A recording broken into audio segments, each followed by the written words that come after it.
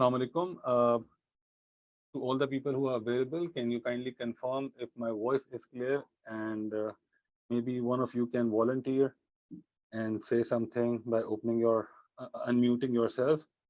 मुझे भी confirm हो जाए कि I'm listening to you. Yes, your voice is clear. Thank you, Tayyab. All right, so without wasting too much time, let's get started today. हम जो है हमने पिछली दोनों क्लासेस जो है due to certain limitations काफ़ी हद तक theoretical रखी थी, but starting today I want to make things practical. So I'm not going to refer to any slide today, at least not in the beginning, and that is how I'm going to go about this course moving forward. The slides हैं वो आप लोगों तक पहुंच जाएंगी. आप में से जो कोई भी confirmed participant है, I believe today is our third session and a third extended demo session as well. So people must have been attending on a demo basis as well. So once you make up your mind and you are clear that you want to continue, I'm sure you will have access to the resources as well. And so you will be given a lot of resources starting from today, and those will be required as we progress along in this course. All right, so let me share my screen and let's get going then. All right, so this is the first double click of Microsoft Excel. That's what I get as a first instance. This is Microsoft Excel, a blank file open right in front of you.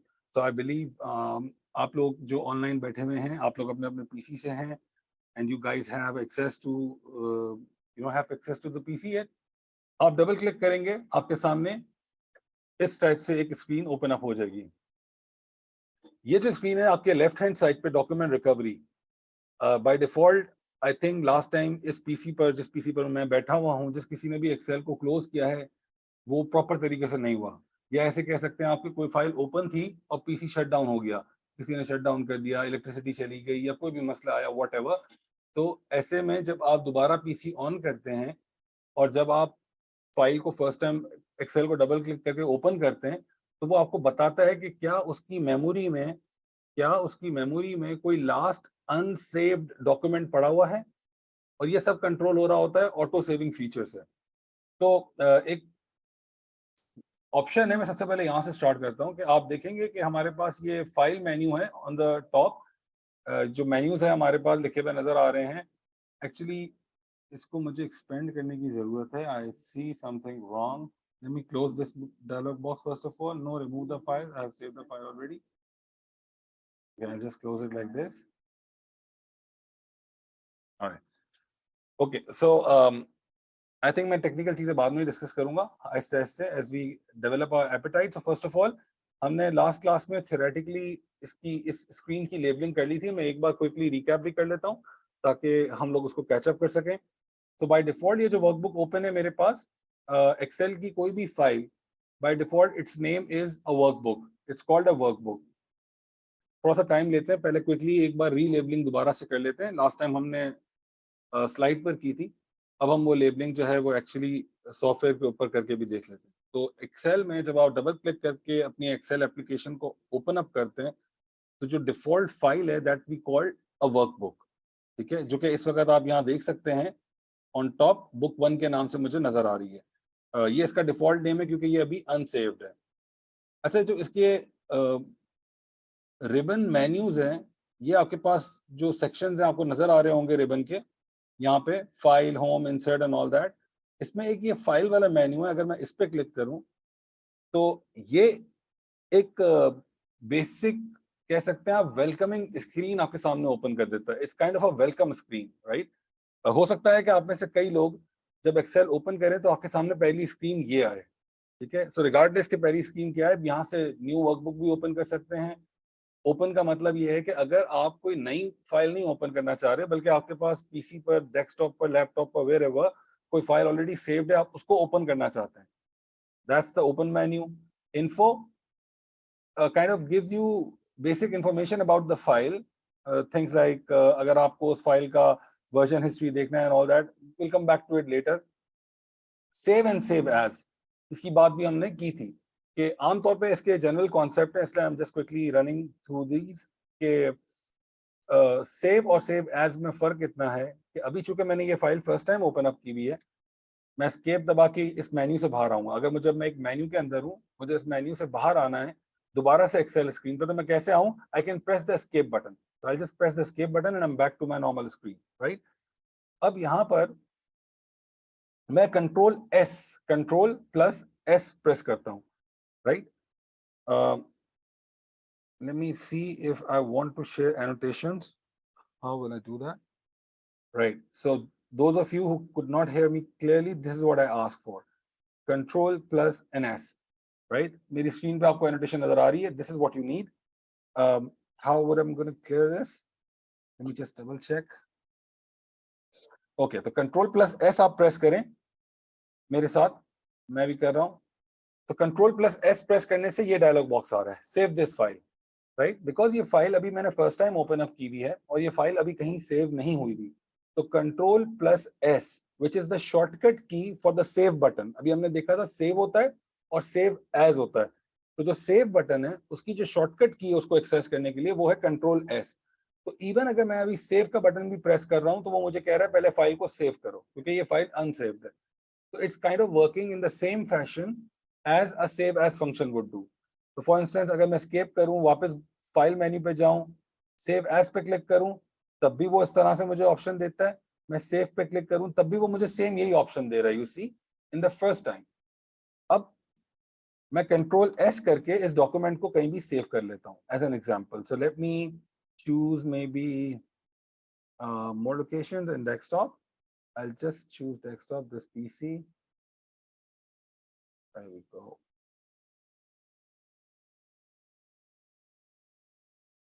Browse and then I can choose desktop right here. Save.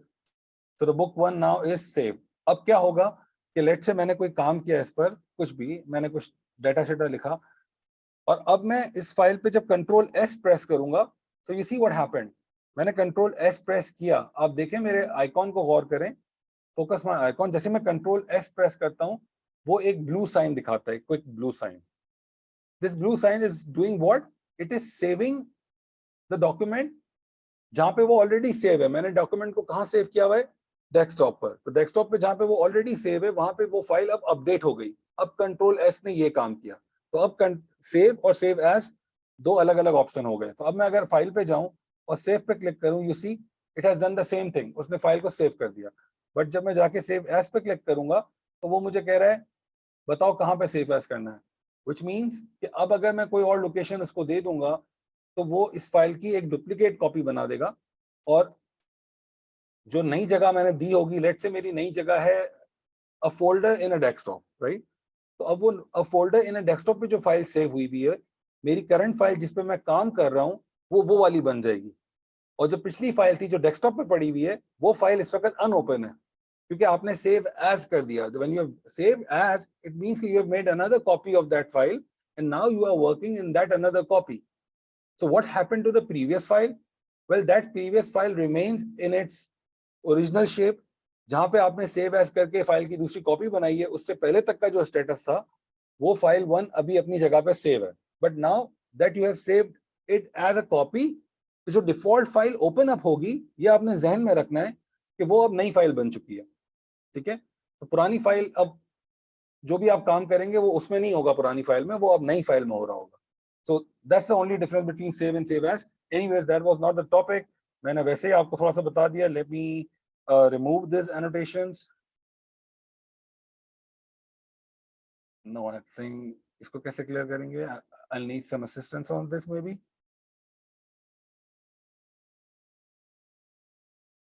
नहीं, ये यहाँ से clear नहीं होगा. There has to be another solution for it.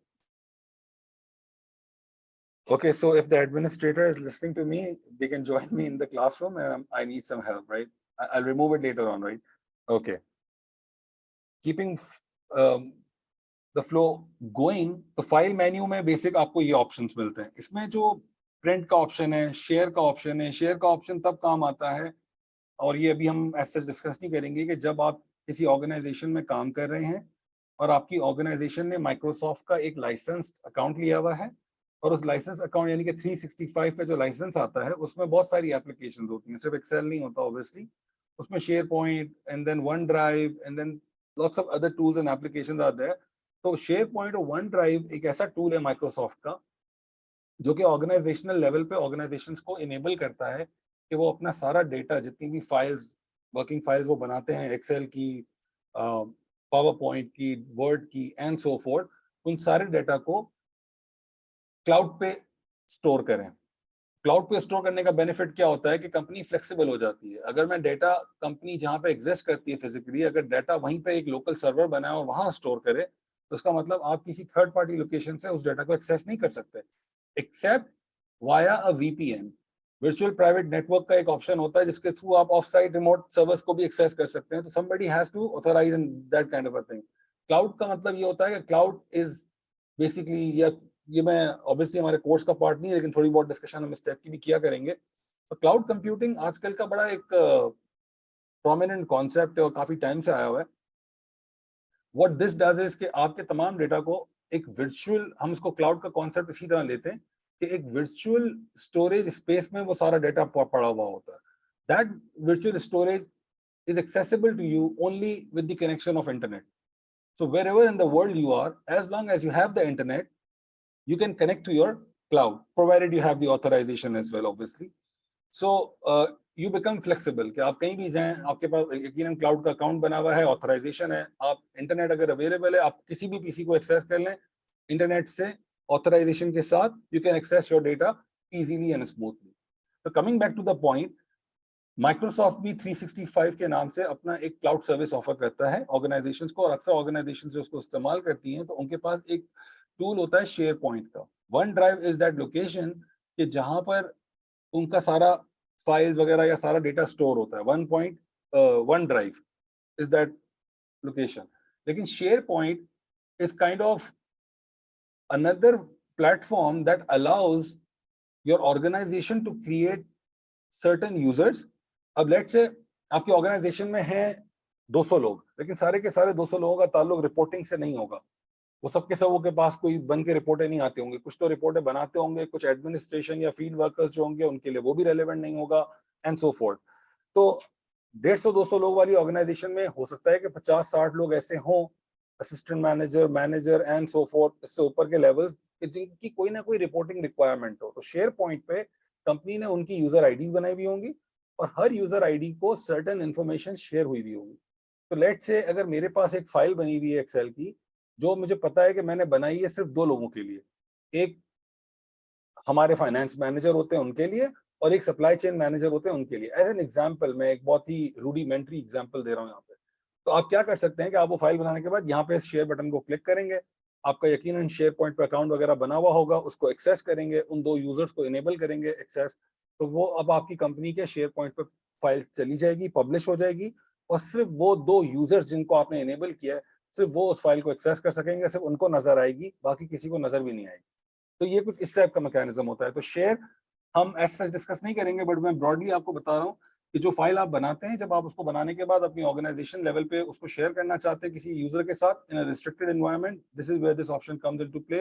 Export will export the data of this file into any other compatible document, publish।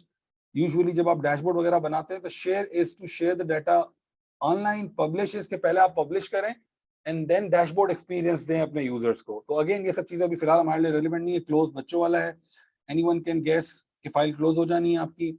Account is that button, is that option जिस पे आप जाके चेक कर सकते हैं कि आपके पास इस वक्त कौन सा प्रोडक्ट है माइक्रोसॉफ्ट का। सो मुझे यहाँ से पता चल रहा है कि माइक्रोसॉफ्ट 365 है मेरे पास, राइट।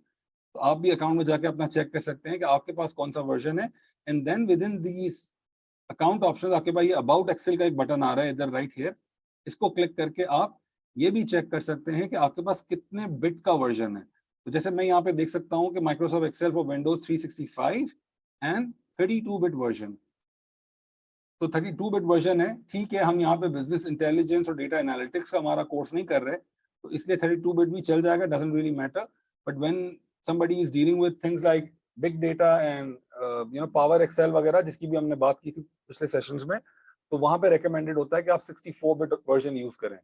अच्छा, 64 बिट वर्जन ऑफिस का कब आपके काम आएगा, कब आप यूज कर सकेंगे, कि जब आपका ऑपरेटिंग सिस्टम भी जो है वो भी कंपैटिबल हो, वो भी 64 बिट हो। ऐसे नहीं हो सकता कि आपका ऑपरेटिंग सिस्टम 32 बिट है और आप एप्लीकेशन 64 बिट की करें, नहीं ये नहीं हो सकता। तो आपको यूजुअली ये भी चेक करना पड़ेगा। मैं अब एक और शॉर्टकट की प्रेस करने लगा हूं, एंड दैट शॉर्टकट की is window D, window D, right.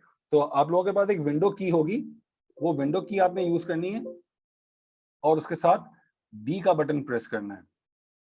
तो इससे क्या होता है, विंडो के बटन को प्रेस करेंगे आपके और उसके साथ डी का बटन, तो क्या होगा कि जितनी भी एप्लीकेशन ओपन थी वो मिनिमाइज हो जाएंगी, आप अपने डेस्कटॉप व्यू पे आ जाते हैं। This is what it does. तो अब यहाँ पे हम क्या करेंगे, ये माई पीसी का ऑप्शन है, हम उस पर राइट क्लिक करेंगे, प्रॉपर्टीज में जाएंगे और यहाँ से हम चेक कर सकते हैं कि जो पीसी हमारे पास है वो कितने बिट का है। तो सिस्टम टाइप में यहाँ से आपको पता चल रहा है कि 64 बिट ऑपरेटिंग सिस्टम। तो मेरे पास जो ऑपरेटिंग सिस्टम है वो 64 बिट है, लिहाजा अगर मैं अपने इस पीसी पर ऑफिस की एप्लीकेशन 64 बिट पे अपग्रेड करना चाहूं तो आई कैन डू इट। तो ये दो स्टेप्स मैंने वैसे बता दिया आपको। फिलहाल हमारे कोर्स के लिए 32 बिट से हमें कोई एतराज नहीं है, it's not going to hurt us. Okay, तो फाइल मेन्यू में ये चीज है। फिर एक हमने अकाउंट के बाद देखा फीडबैक, छोड़ देते हैं इसको, ये माइक्रोसॉफ्ट से कॉरेस्पॉन्डेंस के लिए है। बट ये option button, this is really really useful. इस ऑप्शन बटन को मैं, ऑब्वियसली हमारे पास इतना टाइम नहीं होता कि हम ऑप्शन बटन के जाके मैं ऑप्शन को अगर क्लिक करूं तो सी व्हाट हैपेंस, मेरे सामने ये एक स्क्रीन ओपन अप होती है। ठीक है, इस स्क्रीन में यहाँ पे बहुत सारे ऑप्शंस हैं और फिर हर ऑप्शन के अंदर आपको बहुत सारे सब ऑप्शंस नजर आएंगे। तो आई रेकमेंड इनमें जो जो चीजें रेलिवेंट हैं, जो बहुत ज्यादा यूजफुल हैं, वो मैं आपको टाइम टू टाइम बताता जाऊंगा और बाकी चीजें मैं रेकमेंड करूंगा कि आप लोग अपने टाइम पे अपनी ईज पर, अपनी कंफर्ट जोन में रहते हुए इसको एक्सप्लोर करें, इस ऑप्शन को एंड देखें, तो आप लोग को पता चलेगा कि क्या क्या ऑप्शंस होते हैं। अच्छा, ये सेव का ऑप्शन है, यहाँ पे हम आते हैं और ये देखें एक बटन है auto save files stored in the cloud. वो कंपनी के पॉइंट ऑफ व्यू से है, हर कंपनी अपने हिसाब से अलग कर सकती है। और एक है यहाँ पे save auto recover information every 10 minutes, keep the auto recovered version if I close without saving. ये वो ऑप्शन है जिसकी तरफ मैं आपकी खाली आपको ध्यान दिलाना चाह रहा था कि अभी जब हमने फाइल, मैंने जब फाइल ओपन की थी तो मेरे लेफ्ट हैंड साइड पे एक डॉक्यूमेंट रिकवरी का टैब आया। तो यूजुअली हो सकता है कि आपने अगर office application first time install किए तो आपके पास ये सेटअप्स ना हो, तो इसको देख लें और बेटर ये है कि इन सेटअप्स को आप चेक करें, इनेबल करें। ये बड़ी एक अच्छी प्रैक्टिस है, बिकॉज ऐसा आपके साथ ये हादसा हो सकता है कि आप एक्सेल पे काम करने बैठे, आई एम श्योर कि आप में से कुछ लोग जो एक्सेल में पुराने यूजर्स हैं वो शायद रिलेट भी कर सकते हो इससे। मैं तो कर सकता हूँ, वरना जो अभी नए हैं वो हमारे एक्सपीरियंस से सीख लें कि मेरे साथ ऐसा हो चुका है, बारहा हो चुका है शुरू शुरू में, कि हम गए सुबह ऑफिस में, एक काम करना शुरू किया एक्सेल के ऊपर, फाइल ओपन की, अब काम कर रहे हैं 2 घंटे 3 घंटे 4 घंटे हो गए फाइल पे काम कर रहे हैं, सेव ही नहीं किया हमने फाइल, कंट्रोल एस प्रेस ही नहीं किया, ठीक है ना। और अचानक से कुछ गड़बड़ आ गई। अब वो जिस जमाने में डेस्कटॉप हुआ करते थे, सडनली समझे पीसी चला गया और आपके पास यूपीएस नहीं है, तो क्या होगा, आपका पीसी सडनली बंद हो जाएगा। अब जब आप पीसी को ओपन करेंगे तो पता चला कि आपने पिछले 3 घंटे 4 घंटे में जो भी काम किया था, all of that is gone, because आपने कंट्रोल एस प्रेस नहीं किया, आपने सेव नहीं किया अपडेटेड स्टेटस। तो अब सेव जो है आपके पीसी पर, वो तो वो वर्जन है वो जब आपने लास्ट टाइम सेव किया था। अब आज सुबह से आपने आके फाइल ओपन की और 3-4 घंटे से जो आप काम कर रहे थे, अगर आपने कंट्रोल एस प्रेस नहीं किया तो वो तो सेव ही नहीं हुआ, वो तो अनसेव्ड है। अब या तो कंट्रोल एस आप प्रेस कर देते तो वो अभी तक का जो भी स्टेटस था जिस वक्त आपने कंट्रोल एस प्रेस किया, वो सारा स्टेटस सेव हो जाता और उसके बाद अगर आप फाइल को क्लोज करते या पीसी शट डाउन हो जाता अचानक या जो भी हो जाता, तो जब भी आप फाइल ओपन करते आपको यहाँ तक का स्टेटस अपडेटेड मिलता। लेकिन चूंकि मैंने 3-4 घंटे काम किया और मैंने फाइल सेव ही नहीं की और सडनली कोई हादसा हुआ या लाइट गई और मेरा पीसी बंद हो गया, क्रैश हो गया, कुछ भी हो गया एंड फाइल इज गॉन, अब जब मैं ओपन करूंगा तो मेरे पास वही पुराना वर्जन होगा जो कि कल डे एंड तक का था। आज की जो मेरी सारी एक्टिविटी थी दैट इज गॉन। तो इस बुरे हादसे से बचने के लिए ये एक पहली सेटिंग है जो मैं आपको रेकमेंड करूंगा कि मेक श्योर कर लें कि आपकी एप्लीकेशन में ये सेटिंग चेक हुई हुई है। यहाँ पे आप आते हैं, टेम्परेरी आते हैं, प्रैक्टिस करते हैं, डजेंट मैटर कि आप यहाँ पे है कि नहीं है, ठीक है। लेकिन जो आपका एक्चुअल पीसी है जिसको आप अपने काम के लिए यूज करते हैं, या अगर आप वर्क प्लेस पे जाएं और आपको कोई पीसी एलोकेट हो, वहां पे सेटिंग को जरूर मेक श्योर कर लीजिएगा, ताकि जब आप कोई लंबा चौड़ा काम करें, इससे क्या होगा कि आप देखिए क्या कर रहा है, save auto recover information every 10 minutes. ये सेटिंग कस्टमाइजेबल है, आप इसको एवरी 1 मिनट कर दें, it's your choice. 10 minutes looks fine, कि एटलीस्ट चलो यार 10 मिनट का काम अगर मेरा लॉस भी हुआ ना तो 10 मिनट का ही लॉस होगा ना, वो 10 मिनट में रिकवर कर लूंगा। लेकिन क्या होगा कि अब वो जो सुबह से मैं काम कर रहा था, अगर ये सेटिंग चेक्ड है तो हर 10-10 मिनट बाद फाइल पीछे बैकएंड पे ऑटो सेव हो रही थी, ऑटो सेव हो रही थी, ऑटो सेव हो रही थी। तो जिस वक्त मेरे साथ हादसा पेश आया, लेट से वो दोपहर के 12 बजे पेश आया, तो चांसेस ये हैं कि 11:50 पे या 11:45 पे या कुछ इस टाइम के आसपास इसने लास्ट टाइम सेव किया होगा। तो जैसे ही मैं डबल क्लिक, क्योंकि पीसी तो क्रैश हो गया, पीसी तो बंद हो गया, अब जब मैं नेक्स्ट टाइम पीसी ऑन करूंगा, पीसी तो फ्रेश ओपन हुआ है, वो वाली फाइल दोबारा ऑटो ओपन तो नहीं होगी, वो तो बंद होगी। अब जब मैं एक्सेल को डबल क्लिक करूंगा तो एक्सेल ओपन अप होगा और मुझे सीधा पॉपअप देगा लेफ्ट हैंड साइड पे डॉक्यूमेंट रिकवरी के नाम से, जो आपको आज सुबह नजर आया था। वो आपको बताएगा कि यार लास्ट टाइम जब फाइल पीसी क्रैश हुआ था आपका या बंद हुआ था, तो एक फाइल थी जो आपने सेव नहीं की थी, लेकिन मैंने उसका ऑटो सेव वर्जन रिकॉर्ड किया हुआ था, और जो लास्ट ऑटो सेव वर्जन है वो उसका टाइम बताएगा कि यार इस टाइम पे मेरे पास लास्ट वर्जन है। अब आप जैसी फाइल को देखेंगे आपको नजर आएगा हाँ यार यही फाइल है, और 11:45, ग्रेट ग्रेट, सुबह से लेके 11:45 तक का जो मैंने काम किया था वो सेव हो गया। आप उस पर क्लिक करेंगे तो वो अनसेव्ड फाइल आपके सामने ओपन करेगा। तो मैं आपको रेकमेंड करूंगा कि फॉरन कंट्रोल एस प्रेस करें जैसे आपके सामने फाइल आ जाए जिसमें आपकी 11:45 तक की एक्टिविटी सेव हुई हुई है, उसको देखते ही फॉरन कंट्रोल एस प्रेस करें, और वो आपको अब की बार कंट्रोल एस पर भी वही बिहेव करेगा जो फर्स्ट टाइम कर रहा था, यानी कि वो कंट्रोल एस पर भी आपको कहेगा कि कहाँ मैं सेव करूं। वो इस वजह से करेगा क्योंकि ये ऑटो रिकवर्ड फाइल होती है, ये वैसे ही एक सेपरेट कॉपी होती है। तो what you can do now is कि आप उसी लोकेशन में जाएं जहां पे आपकी फाइल थी, नाम के आगे उसने ऑटो सेव लिखा हुआ होगा, उसको हटा दें और सेव करें। वो आपसे पूछेगा इस नाम से पहले ही सेव है क्या, मैं रिप्लेस कर दूं, आप कहें यस, रिप्लेस कर दें, yes, and you now have the updated version of the file जो कि लास्ट रिकवर्ड था 11:45। तो this option is very vital. तो ये सारी बात यहाँ से शुरू नहीं करना था, फ्लो मेरा कुछ और प्लान था, बट यहाँ से शुरू इसलिए कर दिया कि वो डॉक्यूमेंट रिकवरी की इंफॉर्मेशन आई तो मैंने कहा चले रेलेवेंट है। तो I hope you have picked up this point. Are you clear about this save as concept and the auto recovery option? ये ऐसे हुआ था कि मेरे पास यानी कि अब उसके लिए तो मैं ऑब्वियसली ये तो नहीं कर सकता कि मैं लेट से मैं एक काम कर रहा हूँ, यहाँ पे मैं कुछ डेटा टाइप कर रहा हूँ, अभी मैंने कंट्रोल एस प्रेस नहीं किया, तो ये जो मैंने 3 लाइनें लिखी हैं ये अनसेव्ड है, ठीक है, अभी 10 मिनट भी नहीं हुए। तो लेट से मैं भी इसी स्टेज पे रहता हूँ, आपसे बातें करता हूँ, 10 मिनट गुजर जाते हैं, अब उसके बाद अचानक से ये पीसी फोर्स शट डाउन होता है, जो कि मैं अभी करूंगा नहीं because I want to save the time, but force shut down हो जाता है, ये पीसी, ये फाइल सेव हुए बगैर बंद हो जाती है।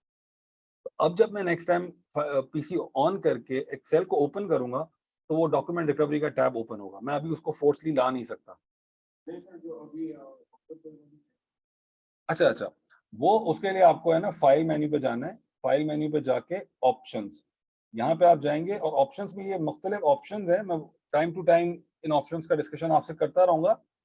मैंने आपको रेकमेंड किया कि इन ऑप्शंस को आपने मोस्टली अपने तौर पे इवेल्युएट करना है, जो काम की चीज़ होंगी वो मैं डेफिनेटली बताऊंगा। और आज पहली बताइए कि ये जो जितने ऑप्शन है फॉर्मूला से related, data, proofing and so fourth, इसमें ये सेव वाला ऑप्शन है। हम यहाँ पे आएंगे तो इधर आपको ये शुरू में ही 3 ऑप्शन नजर आ जाएंगे, ठीक है, ओके। तो चलें हम दोबारा से मोमेंटम में आते हैं, ये एक्स्ट्रा बात हो गई थोड़ी सी, और पहले हम डिस्कस करते हैं इस फाइल की लेबलिंग। जो हमने बात की कि वर्कबुक है डिफॉल्ट, इसको हमने सेव कर दिया, इस वक्त वर्कबुक बुक 1 के ही नाम से सेव हुई है। मैं फाइल को क्लोज करता हूँ सेव करके, और यहाँ से इसको रीनेम कर देता हूँ, right, I will just rename it, right click, desktop पे रखी थी ना, तो ये रही, मैं इसका नाम कर देता हूँ FM डेमो 1। अब मैं इसी फाइल को डबल क्लिक करके ओपन करता हूँ जस्ट टू शो यू कि जो फाइल का नाम मैंने लिखा है वो नाम यहाँ पे डिस्प्ले होता है। So this is my workbook. Now with in the workbook by default I will always have one worksheet. मैं जो है ना अभी ब्रेक जब लूंगा ना तो उसमें अपन ये कर लेते हैं, ब्रेक लूंगा अभी मैं 3:15 3:30 तक, फिर मैं कर लूंगा, लेकिन मैं I need your help please. एक मैंने जो है ना ये एनोटेशन यूज की थी, ये पेन कुछ लिखा है यहाँ पे, अब इसको मिटाएंगे, how to remove it. So, right, within a workbook, we will always have a default one worksheet open up और उसका नाम by default sheet 1 होगा। हम ऐड करना चाहते हैं तो यहाँ से बटन क्लिक करके हम इस तरह से शीट ऐड कर सकते हैं, और शीट को डिलीट करना है, मूव करना है, कुछ भी करना है तो मैं राइट क्लिक करूंगा यहाँ पे किसी भी शीट के ऊपर, तो यू कैन सी मैं यहाँ से भी इंसर्ट कर सकता हूँ, I can delete it, I can rename it, I can make a copy of it और मूव इट। फॉर इंस्टेंस मैं शीट 3 को शीट 1 से पहले लाना चाहता हूँ, तो let me click on this move button. वो मुझसे पूछा है कि भाई कहाँ लेके आना है, किसको, तो मैं कह रहा हूँ शीट 3 को जो है ना वो मुझे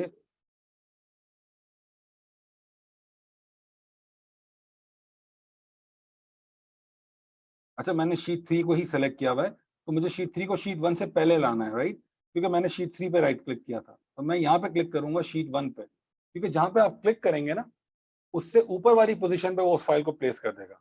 तो मुझे चूंकि शीट 3 को शीट 1 से ऊपर लाना है, तो I just press okay and you see वो शीट 3 यहाँ से उठ के इधर आ चुकी है। तो इस तरह से आप मूव कर सकते हैं। देन अगेन अगर मैं राइट क्लिक करूं, या वैसे आप इसको ड्रैग करके भी, यानी कि आप लेफ्ट क्लिक करें, क्लिक को ड्रॉप नहीं करें और ड्रैग करके इसको राइट पे ले आए, तो भी आप कर सकते हैं। इस तरह से भी मूव कर सकते हैं।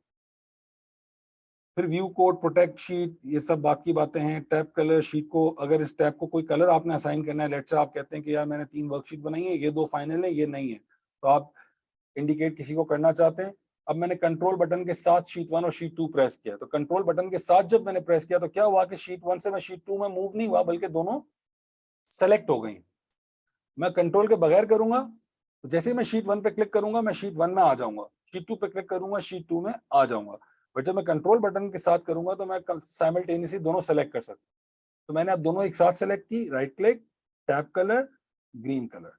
तो मैं इस तरह से अपनी वर्कशीट टैब को कलर भी कर सकता हूँ, किसी को इंडिकेट करने के लिए कि यार ये दोनों जो ग्रीन वाली है ना वो फाइनल है, उनको आप देख लेना, जो रेड वाली है ना यार उस पर भी मैं काम कर रहा हूँ। तो टैब कलर्स के भी ऑप्शन होते हैं। हम इसको टैब कलर को नो कलर कर देते हैं, वापस से blank, coming back to the point.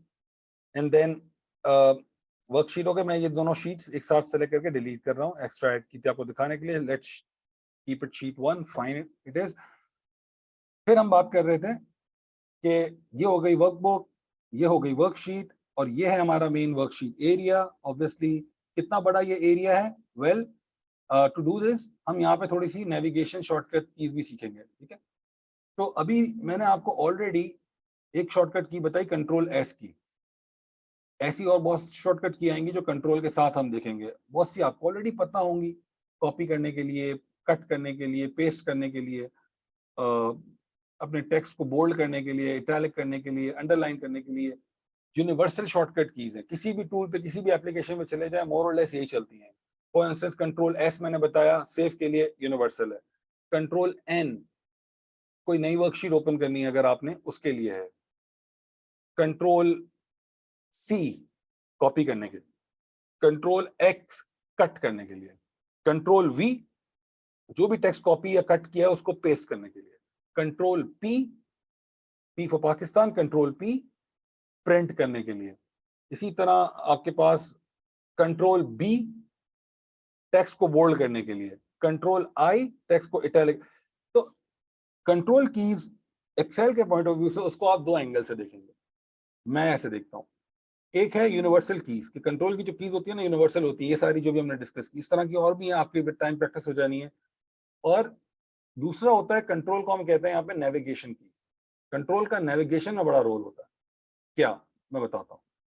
अब आप देखें कि मैं इस शीट को एक्सेस करने के पीछे हमने एक और बात भी की थी, तो हम उस तरह ये कॉन्सेप्ट भी ऐसे ऐसे बिल्ड करेंगे कि मैं ये चाहता हूँ आप सब लोगों से, whoever is participating in this course, कि by the time you reach to the end of the course, you become an expert Excel user, and so you become a qualified member of the No Mouse Club. कि आप No Mouse Club join करें और आप बोलें कि यार मैं Excel for the most part I can use it without needing a mouse. ठीक है, तो Excel को इंटरैक्ट करने के 2-3 तरीके हैं। तो अगर मैं बगैर माउस के इस फाइल को अगर अभी थोड़ी देर के लिए माउस नहीं यूज करता, बगैर माउस के अगर मैं इस फाइल को एक्सेस करना चाहता हूं तो मैं किस तरह करूंगा? Let's take a look at that. तो मेरे पास एरो कीज हैं। बाय डिफॉल्ट इस वक्त A1 सेलेक्ट हुआ हुआ है, and you can see that in name box A1, right here A1 select हुआ हुआ है।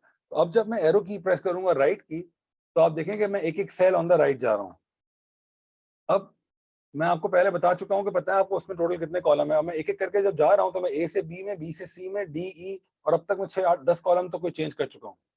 तो मैं इस तरह करते करते भी इस शीट के एंड तक पहुंच सकता हूं ना, बिल्कुल। लेकिन कितनी कॉलम्स हैं इस शीट में? क्योंकि ये तो अगर मैं देखो, अब थोड़ी देर के लिए मैं राइट का बटन प्रेस करके रखूंगा, ठीक है, तो आप भी करके देखिए तेजी से जाएगा, and it would look like the sheet doesn't have an and. ये तो जाए जा रहा है, जाए जा रहा है, जाए जा रहा है, जाए जा रहा है। The sheet doesn't look like as it has an end, जबकि ये ट्रू नहीं है, शीट का एंड है। और वो क्या है, मैंने आपको बताया 16,000 कॉलम्स है, 16,000 प्लस कॉलम्स है, कोई एक नंबर है वो आपके पास आपकी प्रेजेंटेशंस में अवेलेबल होगा, बट 16,000 प्लस कॉलम्स हैं। अब 16,000 अगर कॉलम्स हैं, उसमें मैं राइट क्लिक कर कर करके जाता जाऊंगा तो 16,000 कॉलम्स चेंज करने में 15 मिनट तो लगेंगे, 10 मिनट तो लगेंगे, नहीं तो 5 मिनट तो लगेंगे। यानी कि अगर मैं इसी तरह दबा के रखूं उसको और जाने दूं उसको बोलूं कि तू पूरा 16,000 कॉलम्स ट्रैवल कर, तो do you think that this task is getting finished in the next 30 seconds, in 1 minute, in 1.5 minute? Maybe yes, maybe no, I am not sure. मैं इतनी एस्टिमेशन नहीं है, लेकिन 1-1.5-2 मिनट तो लग गए ना। This shouldn't have been such a big job. इसको तो मुझे एक बटन क्लिक में करना चाहिए था। कैसे कर सकता हूँ मैं? अब मैं ऑलरेडी इतना डीप आ चुका हूँ। देखिए मैं इस वक्त कॉलम नंबर AGW में आ गया हूँ। अब ये AGW क्या है भाई? हमें तो ABCD पता है, Z तक होता है। इसके आगे की कहानी क्या है? कहानी ये है कि जब Z आ गया था ना, तो उसके बाद वो AA, फिर AB, AC, AD करके शुरू किया। तो कहीं जाके तो ये भी ZZ खत्म हुआ होगा। तो जब ये ZZ खत्म हुआ तो फिर इसने AAA से स्टार्ट किया कि AB, AAC, AAD, फिर वो Z जहां पे खत्म होगा उससे पहले हमारे 16,000 हो जाएंगे। तो अभी वो सीक्वेंस चल रही है, समवेयर बिटवीन AGW पर है हम।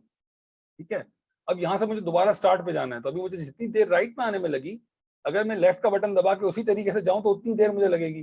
But this is where we want to learn this control shortcut.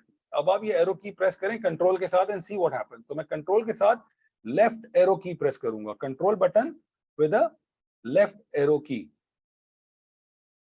And I am back to column number A in a single click. आप लोग आगे इसी तरह, यानी कि अब अगर मुझे टुवर्ड्स दी एक्सट्रीम राइट जाना है, तो बजाय इसके कि मैं एक एक करके राइट एरो बटन दबाता, मैं कंट्रोल के साथ अगर राइट की दबा देता तो मैं एंड पे चला जाता।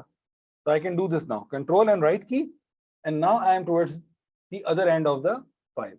तो आपने देखा ZZZ नहीं आ रहा, उससे पहले XFD का कोई कोड है, वहां पे आके उसकी लिमिट खत्म हो रही है। This is the last column, इसके आगे कॉलम नहीं है, बिकॉज हम एक्सट्रीम एंड पे आ चुके हैं।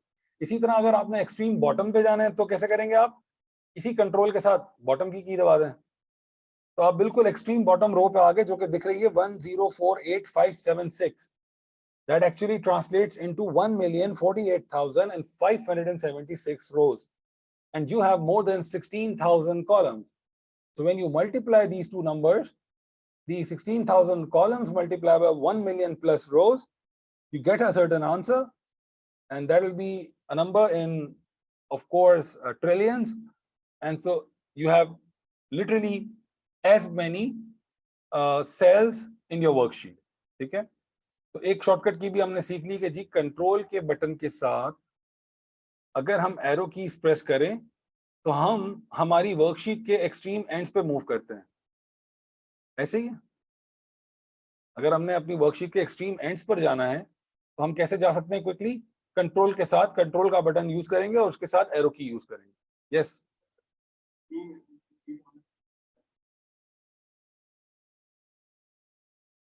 Sahid Dean is saying I'm actually struggling to follow through because of the language, sir. Good day, everyone. Okay, so Sahid has been sending us a few messages. Sahid, as you can see, I'm mixing up a bit of English as much as I can, but because the theme of the course is in Urdu and Hindi, so I'll have to keep that theme alive. So I'll have to keep that theme alive, and I'll have to keep my lectures for the most part in Urdu, and I might be adding a bit of English only. So if Urdu is not really your thing, I have to say sorry, but obviously you will not benefit much from these sessions. I encourage you to keep a check with WIFHE, as we might be announcing another course soon that will be totally based in English, where I won't be using any Urdu, and that might be more suitable for you. So with this, I hope you have a better idea and a visibility. I'm really sorry for any struggle that you have to go through today. Thank you, Safwan. I'm enjoying it too. So let's keep rolling forward then. All right. तो इतने sales हैं हमारे पास, हमें पता लग गया। अब हम आगे चलते हैं, थोड़ी सी और इंपॉर्टेंट चीजों की बात करते हैं। जी, ये कहलाते हैं हमारे रिबन्स। ये जो टैब इस वक्त जिस पे मैं हवर कर रहा हूँ, this is what you call a ribbon. और ribbon is broken into different tabs. इस वक्त अंडरलाइन हुआ हुआ है होम टैब, तो मुझे जो मेन्यू होम पे नजर आ रहे हैं इसको कहते हैं हम एडिटिंग टूल्स। ये जो रिबन के अंदर जो डिफरेंट मेन्यूज नजर आ रहे हैं, अब ये सारे बटन्स नजर आ रहे हैं, ये सारे ऑप्शन जितने भी पढ़ेंगे डिफरेंट, ये कहलाएंगे editing tools. We call them editing tools. और ये एडिटिंग टूल्स कहाँ पर प्लेस हुए हुए हैं? रिबन्स में। और रिबन्स कैसे ब्रेक हुआ हुआ है? टैब्स में। पहला टैब डिफॉल्ट होम है, हम इंसर्ट पे चले जाएं, you see these options change. Draw पे चले जाएं, changed. Page layout changed. Formulas we have more options. Data we have another category of options. Review yet another category, view yet another category, and help is that one जिसको मैंने last class में जिक्र किया था कि now that you are starting an official learning journey with us on Excel, तो हम class में उतना ही कुछ कवर कर सकेंगे। आई होप कि ये जो टैब्स में मैंने आपको क्विकली सारे ऑप्शंस दिखाए। पहले तो मैं आपको ये बता दूं कि ये जो टैब्स इस वक्त नजर आ रहे हैं ये कंप्लीट टैब्स नहीं है। There are more tabs in Excel than just these. तो वो कहाँ से आते हैं और वो कैसे आते हैं? वेल, जब आप इतने एडवांस होंगे कि आपको उन ऑप्शंस की जरूरत पड़ेगी, तो आई एम श्योर कि आप ये भी सीख जाएंगे कि अभी मैंने आपको फाइल में एक ऑप्शंस का मेन्यू दिखाया था। उस ऑप्शंस के मेन्यू में बहुत सारी चीजें होती हैं, including customising your ribbons. Let me show you. File में जाते हैं, ऑप्शंस में जाते हैं, कस्टमाइजिंग रिबन्स के ऑप्शन में जाते हैं। नाउ दिस इज बेसिकली, अब जैसे मिसाल के तौर पे ये बता रहे हैं कि मेरे पास मेन टैब्स क्या है। इसमें right now if you see it, तो ये एक टैब नजर आ रहा है डेवलपर का जो अनचेक्ड है। मैं इसको चेक करके ओके करता हूं तो ये सी एक नया टैब ऐड हो गया डेवलपर का। इसी तरह फाइल में जाते हैं, ऑप्शंस में जाते हैं, एड-इन्स में जाते हैं। ये एड-इन्स आ गए।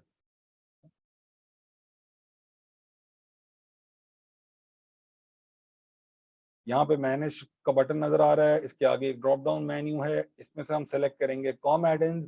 Even if you don't follow me here, it's okay. मैं आपको जस्ट वैसे एक डेमो दे रहा हूँ। Go and now you see कि मेरे पास पावर मैप, पावर पिवट और कुछ और ऑप्शंस भी आ रहे हैं। Let me just check these as well just for the sake of it and press okay.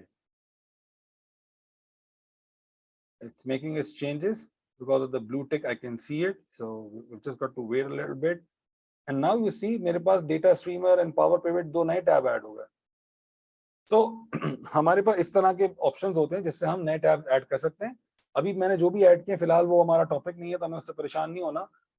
But यही मेरा पॉइंट भी था कि जैसे जैसे हम आगे बढ़ते जाएंगे एक्सेल में, हम मुख्तलिफ ऑप्शन सीखते जाएंगे, तो वैसे वैसे आप ये भी सीख जाएंगे कि कौन सा टैब कहाँ से इनेबल होता है और किसकी जरूरत आपको कब, कहाँ और क्यों पड़ती है। राइट, मेरे पहले दो, यस प्लीज।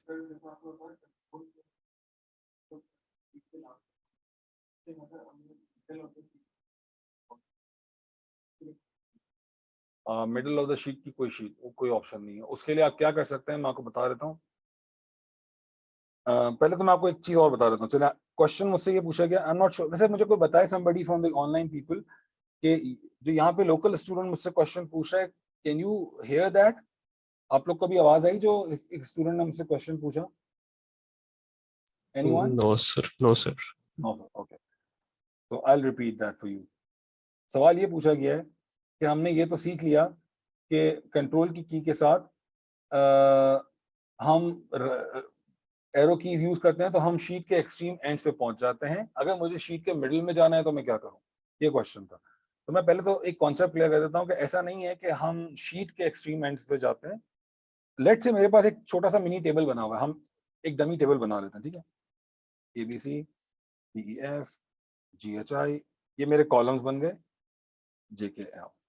एंड मैं कुछ कुछ भी डमी वैल्यूज डाल देता हूँ, 1 2 3, बल्कि मैं ना आपको पावर दिखाता हूँ। मैं एक डमी नंबर्स डाल रहा हूँ यहाँ पे सीक्वेंस करके। Sequence, I need let's say 10 rows, I need 4 columns, I need to start with 1 and I need to go by 1 each time and see what happens। एक बटन क्लिक पे मैंने एक पूरी सीरीज ऐड कर दी, ठीक है? अभी पूछना मत कि कैसे किया और क्या किया, क्योंकि यहाँ तक पहुंचाने में भी मुझे आपको टाइम लगेगा। इंशाल्लाह विल रीच दैट सून। तो एक नंबर मैंने बना दिया। अब ये देखें क्या हुआ, ये एक छोटा टेबल टाइप का स्ट्रक्चर मैंने बना दिया, राइट? अब जब मैं यहाँ पे खड़ा हुआ हूँ A1 पर और मैं कंट्रोल के साथ राइट प्रेस करता हूँ तो सी व्हाट हैपेंस। डेटा के मैं एंड पे पहुंचा। एक्चुअली होता क्या है कि जो कंट्रोल के साथ जो right, left and top bottom की कीज चलती हैं, ये आपको डेटा के जो भी गिवन डेटा है ना उसके एक्सट्रीम एंड्स पे लेके जाती है। नाउ डिफॉल्ट चूंकि हम ब्लैंक वर्कशीट के साथ काम कर रहे थे तो वो extreme ends of the sheet पे लेके जा रहा था। लेकिन if you are in inside of a data range तो ये कीज आपको उस डेटा रेंज के एंड पे लेके जाएंगी। एक तो ये कॉन्सेप्ट आप समझना है। फिर दूसरा कॉन्सेप्ट है page up and page down button का। अब जब आपके पास एक ऑप्शन है एक्सट्रीम एंड पे जाना, एक ऑप्शन है कि बगैर कंट्रोल के एक एक सेल करके जाना, दोनों ही एक्सट्रीम अप्रोचेस हैं। क्योंकि जो आपको रिक्वायर्ड है बीच में जाना, उसके लिए ये दोनों एक्सट्रीम है। अगर मैं एक एक करके जाऊंगा तो देर बहुत लग जाएगी, एक्सट्रीम एंड पे चला जाऊंगा तो मैं आगे निकल जाऊंगा, मुझे तो बीच में रहना है। तो फिर मेरे पास भी कोई ऑप्शन नहीं है। वैसे आपने रिक्वायरमेंट ऐसी बोली है जो आपको सिर्फ समझाने के लिए कह रहा हूँ, लेकिन जरूरत तो पड़नी नहीं है इसकी। जब जरूरत जो पड़ेगी ना आपको, वो सारे काम आपके शॉर्टकट की से हो जाएंगे। तो मैं आपको रेकमेंड करूंगा कि आप यूज कर सकते हैं page up and page down key. Page up and page down क्या करता है कि वो एक वक्त में 10-15 स्क्रॉल्स क्लिक कर देता है। तो अब लेट्स से अगर मैं यहाँ पे पेज डाउन से जाऊं तो यू सी कि मैं डिफॉल्ट 1 पे खड़ा हूं, रो नंबर 1। जैसे मैंने पेज डाउन प्रेस किया, मैं आई मूव टू 35, फिर मूव करता हूँ 69, देन 34 करके मूव कर रहा है वो। तो मैं अगर पेज डाउन का बटन दबा के रखूंगा तो मैं बहुत स्पीड से नीचे आ सकता हूँ। You can C I have already crossed thousands of it. तो आपने जिस पॉइंट पे आना है आप इस तरह से और जल्दी आ सकते हैं। इसके अलावा और कोई ऑप्शन नहीं है। अच्छा जी, एक क्वेश्चन आया, ले लेते हैं हम ऑनलाइन। सर रिपीट करेंगे जरा। सफान क्या रिपीट करना है मुझे बताएं थोड़ा सा, मैंने आपका मैसेज लेट पढ़ा है। कंट्रोल ई वाला, ई नहीं, कंट्रोल ई तो हमने कुछ भी नहीं डिस्कस किया। हम यहाँ बात कर रहे हैं कंट्रोल के साथ एरो कीज की, arrow keys not E, keys जो आपके पास top down left right arrow keys हैं, हम उसकी बात कर रहे हैं कंट्रोल के साथ। एंड हम ये बात कर रहे हैं कि जब भी आप कंट्रोल की के साथ कोई भी एरो की प्रेस करेंगे तो आपकी जो भी डेटा रेंज होगी उसके एक्सट्रीम एंड्स पर आप चले जाएंगे। तो जैसे अभी हमने एक टेबल बनाया था, वो बनाया इसीलिए था कि ये दिखाने के लिए कि अगर मैं टेबल के अंदर रहता हुआ कंट्रोल के साथ एरो कीज यूज करूंगा तो मैं टेबल के एक्सट्रीम एंड्स पर जाऊंगा, मैं शीट के एक्सट्रीम एंड्स पर नहीं जाऊंगा। लेकिन उस टेबल को ऐड किए बगैर मैंने आपको ब्लैंक शीट पे, जैसे अभी ब्लैंक शीट है, अगर हम इस पर डेमो करके देख लें तो मैं A1 पे खड़ा हूं, मैं कंट्रोल के साथ राइट की प्रेस करूंगा, मैं एक्सट्रीम राइट यानी कि लास्ट कॉलम पे पहुंच गया। मैं डाउन की प्रेस करूंगा तो मैं शीट के एक्सट्रीम बॉटम राइट पे चला गया हूं।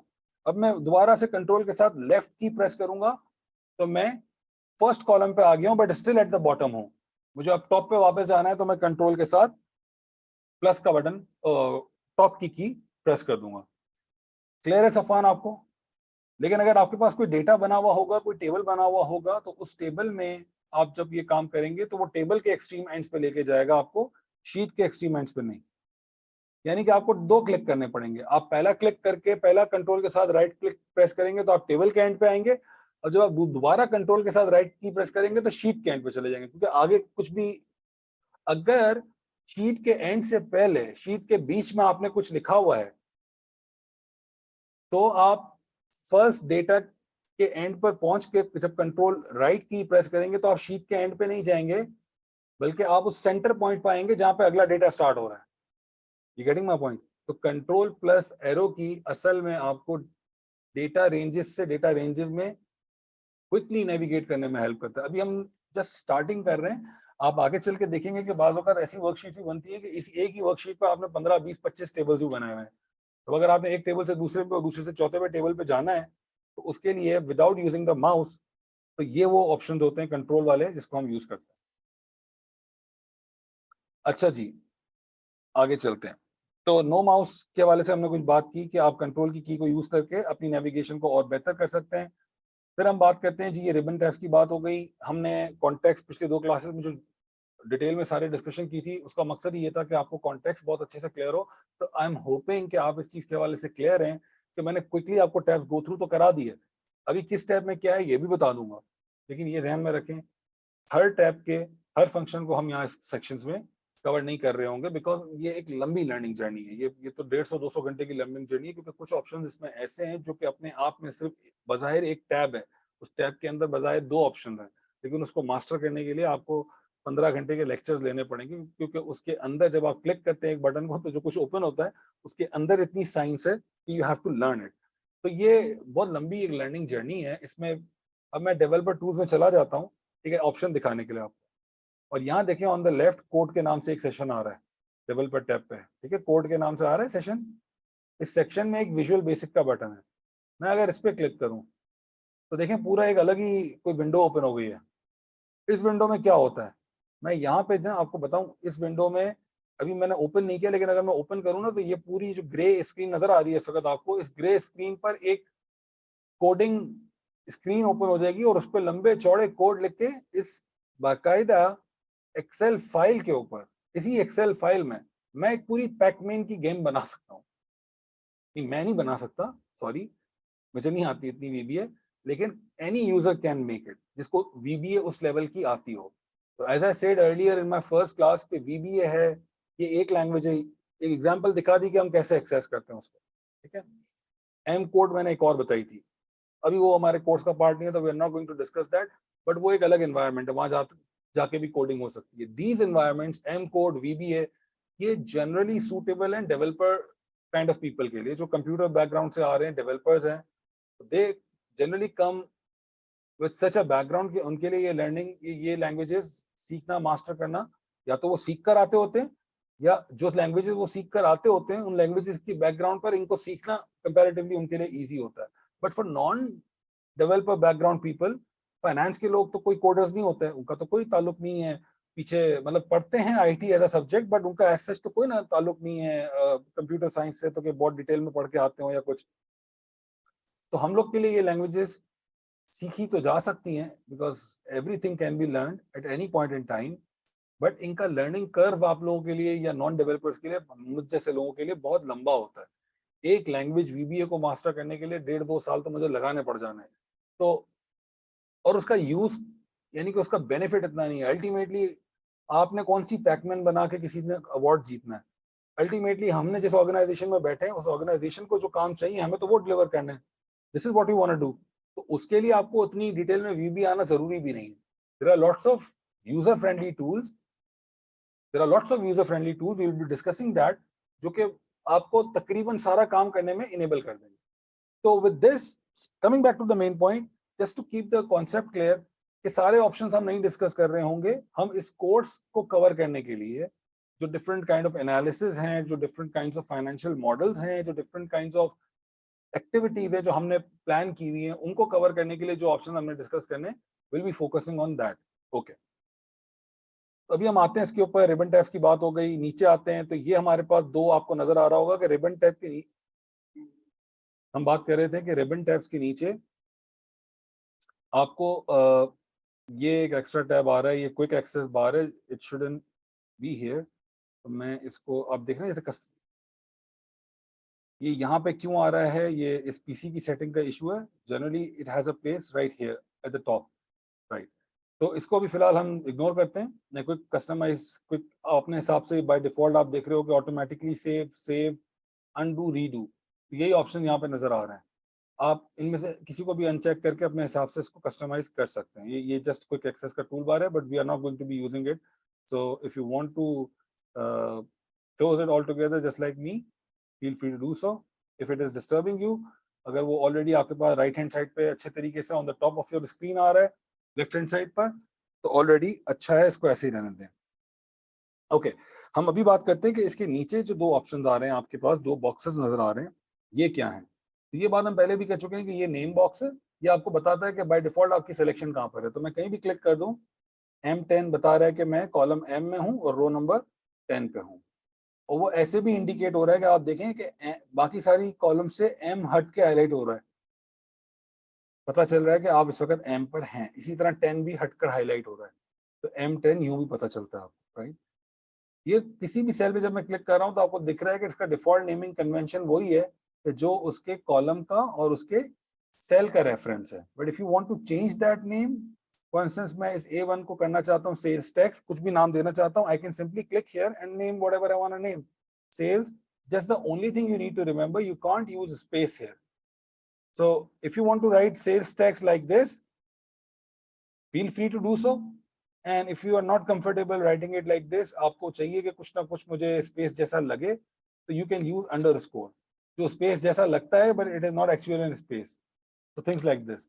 तो मैंने इसका नाम रख दिया सेल्स टैक्स। अब आप देखें मैं कहीं भी और जाऊंगा तो वो typical old naming convention use कर रहा है, but as I move back to A1, it is naming it as sales tax. तो इसी तरह अगर मैं इक्वल्स टू करके, लेट से अब मैंने इक्वल्स टू प्रेस किया और उसके बाद मैं एरो की प्रेस कर रहा हूं, तो अब क्या हो रहा है, क्योंकि मैं इक्वल्स टू का मतलब ये है, किसी भी सेल में जब मैं इक्वल्स टू सबसे पहले लिखता हूं, का मतलब ये होता है कि मैं एक्सेल को एक इंस्ट्रक्शन देता हूं कि अब जो मैं लिख रहा हूं वो एक फॉर्मूला है, और फॉर्मूला लिखते हुए जब भी आप एरो की प्रेस करेंगे तो आप सिलेक्शन, क्योंकि ये भी बात एक समझने की है, लेट्स अंडरस्टैंड दिस, कि देखें सिलेक्शन मोड और एडिटिंग मोड में फर्क होता है। आप किसी भी सेल पर जब क्लिक करते हैं ना, तो आप उसको सेलेक्ट करते हैं, एडिट नहीं होता, सिलेक्शन मोड पे होते हैं आप, एडिटिंग मोड पे नहीं होता है। एडिटिंग मोड कुछ और होता है। एडिटिंग मोड क्या होता है? एडिटिंग मोड तीन तरीकों से आता है। तरीका नंबर 1, आप कुछ टाइप करना स्टार्ट कर दें, तो मैं लेट्स से यहाँ पे किसी का नाम टाइप करना स्टार्ट कर देता हूँ, अहमद, तो अब मैं एडिटिंग मोड पे आ गया। एडिटिंग मोड का पता कैसे चला मुझे? कि मेरे पास एक कर्सर आ गया जो ब्लिंक कर रहा है, तो मुझे पता चल गया कि अब मैं एडिटिंग मोड पे हूँ। तो जैसे ही मैंने टाइप करना शुरू किया, वो कर्सर आ गया और मैं एडिटिंग मोड में हूँ।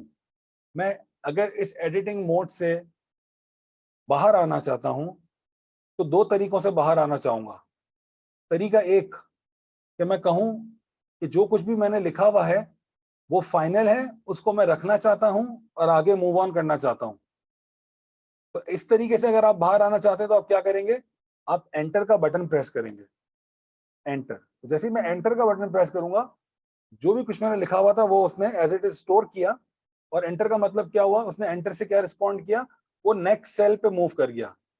कौन से नेक्स्ट सेल पे मूव किया? नेक्स्ट रो पे मूव किया। एंटर का बिहेवियर है वो नेक्स्ट रो पे ले आता है आपको। अच्छा, मैं अब यहाँ पे वापस लिखता हूँ कुछ, अली, और अब की बार मैं यही काम करना चाहता हूँ, बट मैं एंटर के बटन से नहीं, देयर इज अनदर वे, उससे भी कर सकता हूँ, और वो है टैब का बटन। टैब का बटन जो होता है ना आपके पास, अब मैं टैब प्रेस करूंगा, so when I press tab, क्या हुआ? तब भी वही हुआ जो पीछे हुआ था, लेकिन इंटर में और टैब में क्या फर्क है कि टैब ने कॉलम चेंज किया और एंटर ने रो चेंज की। तो अगर आप डेटा एंट्री कर रहे हैं ऐसी कि आप कॉलम्स भर रहे हैं, तो एक एंट्री करें, टैब प्रेस करें, अगली एंट्री करें, टैब प्रेस करें, अगली एंट्री करें, टैब प्रेस करें, कॉलम चेंज होते जाएंगे। लेकिन अगर आप डेटा भर रहे हैं कि एक कॉलम को फिल कर रहे हैं और आपको रोज फिल करनी है, तो अब आप वैल्यू फिल करें, टैब नहीं प्रेस करें, एंटर प्रेस करें, वैल्यू फिल करें, एंटर प्रेस करें, वैल्यू फिल करें, एंटर प्रेस करें। जब आपको कॉलम्स फिल करने हैं, वैल्यू फिल करें, टैब टैब टैब। जब आपको रोज फिल करनी है, वैल्यू फिल करें, एंटर एंटर एंटर। ठीक, कर सकते हैं, बिल्कुल कर सकते हैं। गुड क्वेश्चन, कि अगर आप एंटर या टैब की बजाय एरो की प्रेस करेंगे तो उससे भी यही होगा कि अगर आपने राइट पे जाना है राइट की प्रेस करें, लेफ्ट पे जाना है लेफ्ट की, टॉप से टॉप की, बॉटम से बॉटम की, बिल्कुल हो सकता है। आते हैं वापस कि मैं कुछ टाइप कर रहा हूँ, HAME, और अब की बार मैं बाहर निकलना चाहता हूँ, लेकिन ऐसे निकलना चाहता हूँ कि राइट लेफ्ट टॉप बॉटम का मसला नहीं है कि मैं किधर जाना चाहता हूँ, उसके ऑप्शन मुझे पता लग गए। ठीक है, मैं ऐसे बाहर आना चाहता हूँ कि मैं कह रहा हूँ कि जो कुछ भी लिखा है उसको इग्नोर करो। मैंने अभी सिर्फ इतना लिखा है, लेकिन मैं इतना ज्यादा भी लिखा हुआ हो सकता था। मैं कह रहा हूँ जो कुछ भी लिखा हुआ इग्नोर करो और बाहर आ जाओ। तो I can press escape button. जैसे ही मैं स्केप का बटन प्रेस करूंगा, मैं वापस से उस सेल के एडिटिंग मोड से बाहर आ गया और कुछ सेव भी नहीं हुआ। तो एक तरीका आपको पता चल गया। अब फिर जूम आउट होते हैं। बात कर क्या रहे थे? बात कर रहे थे कि बाय डिफॉल्ट जब आप किसी भी सेल पे क्लिक करते हैं तो वो सिलेक्शन मोड होता है। एडिटिंग मोड में जाने के तीन तरीके हैं। तरीका एक था कि डायरेक्ट टाइप करना शुरू कर दें। तरीका 2 है कि F2 की शॉर्टकट की प्रेस करें। तो मैंने इस वक्त सेल E4 पे रखा हुआ है और कर्सर ब्लिंक नहीं कर रहा, जिससे मुझे पता चल रहा है कि मैं इस वक्त सिलेक्शन मोड में हूं। तो अब की बार मैं कुछ टाइप नहीं कर रहा, बल्कि बगैर टाइप किए एडिटिंग मोड पे आना चाहता हूं, तो मैं F2 प्रेस कर सकता हूं। और जैसे ही मैंने F2 प्रेस किया, आप देखें कर्सर ब्लिंक होना शुरू हो गया। इसका मतलब क्या है कि अब मैं इस सेल के एडिटिंग मोड में आ चुका हूं। And now I can start typing whatever I want to type. Save के बगैर बाहर आता हूं, एस्केप प्रेस करके, एंड आई एम डन। तीसरा तरीका किसी भी सेल के एडिटिंग मोड में जाने का, वो है डबल क्लिक। सिंगल क्लिक से सिलेक्शन होती है, डबल क्लिक से एडिटिंग मोड में आते हैं। तो मैं डबल क्लिक करूंगा तो इस तरह से मैं एडिटिंग मोड में आ चुका हूं। एडिटिंग मोड और सिलेक्शन मोड दो अलग अलग चीजें हैं, ये आपने जहन में रखना। और वो आपको नजर कब आएगी? ऐसे देखें, मैं यहाँ लिखता हूँ अहमद, एंटर किया मैंने, क्या हुआ? अब जब मैं अहमद पे जाके सेलेक्ट कर रहा हूं, तो मेरा ये जो राइट पे आ रहा है ना, ये कहलाता है फॉर्मूला बार, ठीक है। This is what you call formula bar. मेरा फॉर्मूला बार क्या वैल्यू डिस्प्ले कर रहा है? अहमद। मैंने लिखा हुआ क्या है? अहमद। तो जो मेरा इनपुट है वही मेरा आउटपुट है। मैंने आपको पहले बताया था कि ये मेरा इनपुट है, ये मेरा आउटपुट है। सेल हमेशा आउटपुट डिस्प्ले करता है, फॉर्मूला बार इनपुट डिस्प्ले करता है। जब मैं टेक्स्ट लिखता हूं तो टेक्स्ट तो है ही fixed input and fixed output, a equals to a, तो जो है वही दिखेगा। लेकिन अगर मैं यहाँ पे लिखूं इक्वल्स टू 2 + 2 एंड प्रेस करूं एंटर, तो अब देखें सेल क्या दिखा रहा है? 4। लेकिन अब जब मैं सेल के ऊपर क्लिक करूंगा तो फॉर्मूला बार क्या दिखा रहा है? वो दिखा रहा है इक्वल्स टू 2 + 2, जो बता रहा है कि आपने ये फॉर्मूला डाला है और सेल बता रहा है कि आउटपुट ये है। अब ये एक और इंडिकेशन है कि आप इस वक्त सिलेक्शन मोड पे हैं, क्योंकि आपका सेल क्या दिखा रहा है? आउटपुट। तो जब आप सिलेक्शन मोड पर होते हैं तो सेल दिखाता है output. It is only when you get into the editing mode कि वो आपका सेल जो है ना वो भी फॉर्मूला ही डिस्प्ले करेगा। और एडिटिंग मोड के तीनों तरीके मैंने आपको बता दिए। F2 and there you go, my cell is now showing the formula, ठीक है। सेकेंड इज डबल क्लिक, मैं डबल क्लिक भी कर सकता हूं and now my cell is showing the formula. Any question up till this point? ना भी एक आंसर है, कोई ना बोले, हाँ बोले, कुछ बोले। Are we clear up until this point? Anyone from the online community? We have quite a few people: Mukarrama, Mukati, Nafisa, Safwan, Sajid, Tayyab. Clear, great, all clear, perfect. See, it helps your instructor know more about whether you are even available or not, right? Thank you so much. All right, let's keep moving forward then. तो ये था हमारा जी name box, इस तरह से हम नाम कर सकते हैं। ये है फॉर्मूला बॉक्स। अब आप ये देखें कि जब मैं इक्वल्स टू प्रेस करता हूं तो मैं एडिटिंग मोड में आ गया, क्योंकि मैंने टाइपिंग स्टार्ट कर दी। और टाइपिंग जब भी मैं स्टार्ट करूंगा, या तो मैं इक्वल्स से करूंगा या इक्वल्स के अलावा कुछ भी लिख सकता हूं। तो मैं इक्वल्स के अलावा कुछ भी लिखूंगा। As an example, let's say मैं यहाँ पे कुछ नंबर लिखता हूँ 1, 2 and 3। And now what I'm going to do here is मैं लिखूंगा इक्वल्स अप एरो। अच्छा, चूंकि इक्वल्स लिखा है मैंने, मैं सेल एडिटिंग मोड पे हूं। अब जब मैं एरो की प्रेस करूंगा, क्योंकि मैं एडिटिंग मोड में भी कौन से वाले एडिटिंग मोड में हूं? फॉर्मूला वाले। जब मैं टेक्स्ट वाला एडिटिंग मोड में होता हूं तो एरो की क्या करती है? वहां तक टेक्स्ट को सेव कर लेती है और जहां भी आपने एरो की प्रेस किया वहां मूव करती है। बट चूंकि मैंने इक्वल्स टू यहाँ पे लिखा हुआ है, अब मैं फॉर्मूला मोड पे आ गया हूँ। अब एरो की क्या करेगी? अब एरो की सिलेक्शन को चेंज नहीं करेगी, बल्कि अब एरो की आपके फॉर्मूला उसी सेल में रहते हुए आपके फॉर्मूला के अंदर किसी दूसरे सेल को रेफर करेगी। तो फॉर इंस्टेंस मैं अब की प्रेस कर रहा हूं तो आपने देखा कि मैं हूं बाय डिफॉल्ट इस वक्त सेल B4 में। मैं हूं सेल B4 में क्योंकि मैं एडिटिंग मोड पे हूं। B4 पे मेरा कर्सर नजर आ रहा है, बट वो B4 के अंदर लिखा हुआ आ रहा है B1। क्यों? क्योंकि मैंने अब की प्रेस करके B1 को सेलेक्ट किया हुआ है। अब मैं प्लस करता हूँ, प्लस का साइन लिखता हूँ, B2 सेलेक्ट कर लेता हूँ, प्लस करता हूँ, B3 सेलेक्ट कर लेता हूँ, एंटर प्रेस करता हूँ, तो मेरे पास यहाँ पे आ गया लिखा हुआ 6। ठीक है। अब मैं एक और काम करता हूं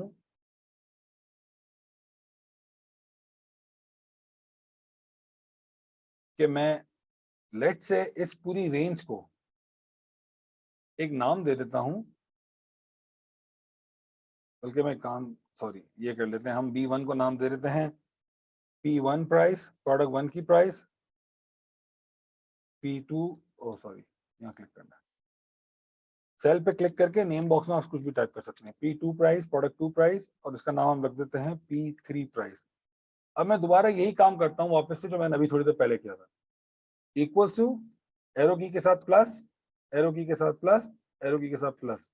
एंड जस्ट नोट के दोनों में फर्क क्या कि पिछली बार जब मैंने किया था तो मेरे पास लिखा हुआ आ रहा था B1 + B2 + B3, क्योंकि मेरे सेल अननेम्ड थे। तो जब अननेम्ड सेल होंगे तो फॉर्मूला में उन सेल को रेफर किस तरह से किया जाएगा?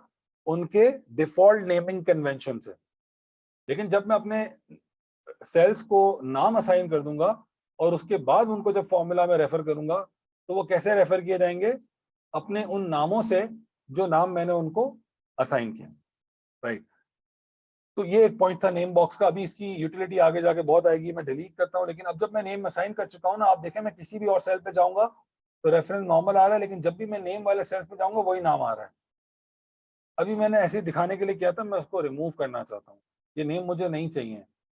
तो नेम ऐड करना तो बहुत आसान है। आपने जिस सेल पे या जिस रेंज पे नेम ऐड करना है, उस सेल को या उस रेंज को सेलेक्ट करें और नेम बॉक्स पे जाके नेम टाइप कर दें, एंटर प्रेस करें और तो आपके सेल को या रेंज को जो है वो नेम असाइन हो जाएगा। बट अनफॉर्चुनेटली अगर आपको नेम्स रिमूव करने हैं तो वो there is no easy way out. उसके लिए आपको क्या करना पड़ेगा, हम फॉर्मूलाज के, अभी वैसे ही बता रहा हूँ कि फॉर्मूलाज के टैब में जाएंगे, यहाँ पे आपको डिफाइन नेम्स का एक सेक्शन नजर आ रहा है, ठीक है।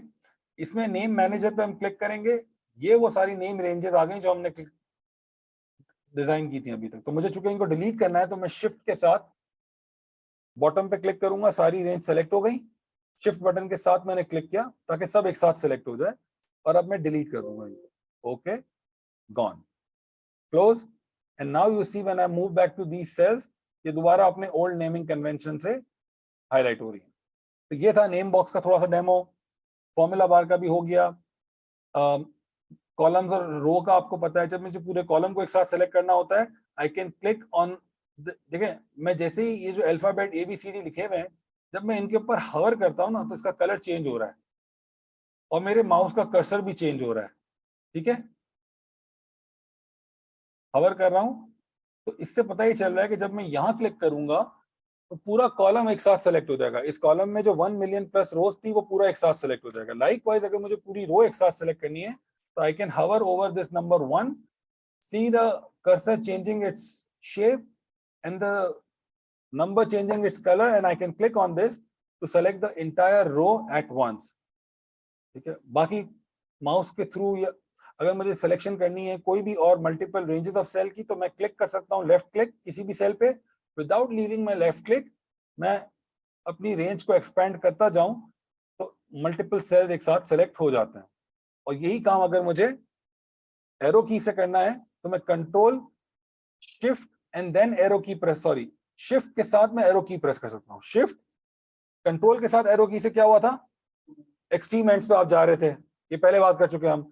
अब शिफ्ट के साथ एरो की प्रेस करें तो क्या हो रहा है, सिलेक्शन हो रही है। शिफ्ट के साथ एरो की प्रेस कर रहा हूं तो वो सिलेक्शन करता जा रहा है, राइट। इसका मतलब ये हुआ कि अगर कंट्रोल शिफ्ट के साथ एरो की प्रेस करूंगा तो क्या होगा, आप एक्सट्रीम एंड्स पे भी जाएंगे और एक्सट्रीम एंड पे सिलेक्शन करते हुए जाएंगे। तो जैसे कंट्रोल शिफ्ट राइट की, पूरी रो सेलेक्ट हो गई, कंट्रोल शिफ्ट दबा रखा अभी और बॉटम की दबाई तो ये पूरी वर्कशीट ही सिलेक्ट हो गई। ये पूरे जितने ट्रिलियन सेल्स थे ना सारे सिलेक्ट हो चुके हैं। यही सारे ट्रिलियन सेल्स सेलेक्ट करने का कोई और रास्ता भी है? यस। ये आपको एक डायगोनल एरो नजर आ रहा होगा यहाँ पे, A और 1 के बीच में नजर आ रहा है। इस पे क्लिक करें तब भी आप सारे सेल एक साथ सेलेक्ट कर सकते हैं। 2-3 शॉर्टकट की देता हूं आपको and then will take a 15 minutes break here, ठीक है। ये जो काम आपने किया ना, क्या काम, कॉलम सेलेक्ट करने का, यहां से किया माउस क्लिक करके, लेकिन आपने नो माउस क्लब में जाना है मेरे साथ। तो उसके लिए अब आप एक शॉर्टकट की याद रखें, control space bar and shift space bar. Control के साथ स्पेस बार प्रेस करें और फिर शिफ्ट के साथ प्रेस करें। मैं पहले कंट्रोल के साथ कर रहा हूं, देखें क्या होता है। कंट्रोल स्पेस बार, कॉलम पूरा सेलेक्ट हो गया। अब मैं एरो की दबा रहा हूं ऊपर की, इस सिलेक्शन को खत्म करने के लिए। अब मैं शिफ्ट के साथ स्पेस बार दबा रहा हूं, देखिए क्या होता है, पूरी रो सेलेक्ट हो गई। तो अगर आपने मेरे साथ नो माउस क्लब को ज्वाइन करना है तो मैं आपको साथ साथ जहां जहां दिखाता जाऊंगा कोई भी काम, शिफ्ट के साथ स्पेस बार की प्रेस करें। हो गया। तो ऐसा आपको तब करना होगा कि जब लेट से आपके पास एक कॉलम बना हुआ है नेम का, उसमें लिखे हुए हैं कुछ नेम, अली, अहमद, सफान, जवाद, तैयब, इस तरह से, ठीक है। अब अगर मुझे यहाँ पे रहते हुए D1 से D7 तक को सेलेक्ट करना है तो मैं क्या करूंगा, मैं खाली शिफ्ट नहीं दबाऊंगा, क्योंकि खाली शिफ्ट दबाऊंगा तो वो एक एक रो करके सेलेक्ट करेगा। मैं कंट्रोल शिफ्ट और डाउन की दबा दूंगा, तो इसने पूरी रेंज एक साथ सेलेक्ट कर ली। अब तो दोबारा कंट्रोल शिफ्ट दबा रख के डाउन की दबाऊंगा तो वो फिर पूरा वर्कशीट के एंड तक चला जाएगा, क्योंकि कंट्रोल की को याद रखना है हमने, वो डेटा के एक्सट्रीम एंड्स पे लेके जाता है। एम्प्टी स्पेस में वो पूरे शीट के एंड तक ले जाएगा, और डेटा वाले पॉइंट पर वो डेटा के एंड्स तक लेके जाएगा। तो यूजुअली हमारे पास कोई डेटा होता है, उसी के ऊपर हम ऑपरेशंस कर रहे होते हैं, यानी कि सिलेक्शन के और सारे, तो वो हम बाद में देखते हैं। अच्छा, तो control space bar and shift space bar, ये आपने ध्यान में रखना है to select the whole of column and the whole of row. फिर मैंने बताया कि अगर पूरी वर्कशीट सेलेक्ट करनी है तो एक शॉर्टकट की तो ये है कि आप A1 में रहते हुए कंट्रोल शिफ्ट प्रेस करके राइट की प्रेस करें टिल द टाइम कि आपने सारे कॉलम सेलेक्ट कर लिए हैं, और फिर बॉटम की प्रेस करें टिल द टाइम कि आपने सारी रोज सेलेक्ट कर ली हो। तो एक तरीका तो ये है कि कंट्रोल शिफ्ट और एरो कीज के साथ। लेकिन मैंने आपको एक वन क्लिक ऑप्शन बताया था, ये वाला, कि इस वन क्लिक में आप पूरी शीट सेलेक्ट कर सकते हैं ऐसे। तो इस वन क्लिक का भी कोई शॉर्टकट की है?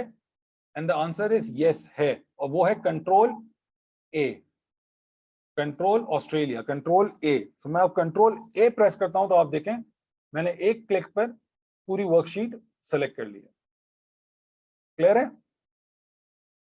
365 जो एक्सेल का most up to date version है, किसी भी सॉफ्टवेयर का माइक्रोसॉफ्ट की सबसे ज्यादा अप टू डेट वर्जन है 365।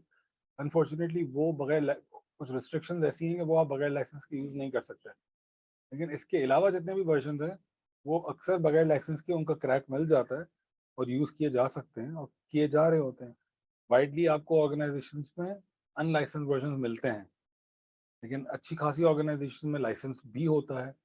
तो इट रियली डिपेंड्स। बहुत सी ऑर्गेनाइजेशन बगैर लाइसेंस के चल जाती है, इतना ज़्यादा कोई फर्क नहीं आता। असल चीज़ है वो ये है कि अनलाइसेंस में आपके हो सकता है कि कुछ सपोर्ट के ऑप्शन अवेलेबल ना हो, लाइसेंस में आपको फुल सपोर्ट अवेलेबल होगी माइक्रोसॉफ्ट की तरफ से।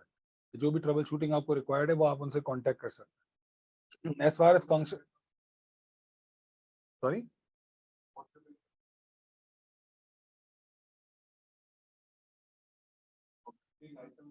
S4 मतलब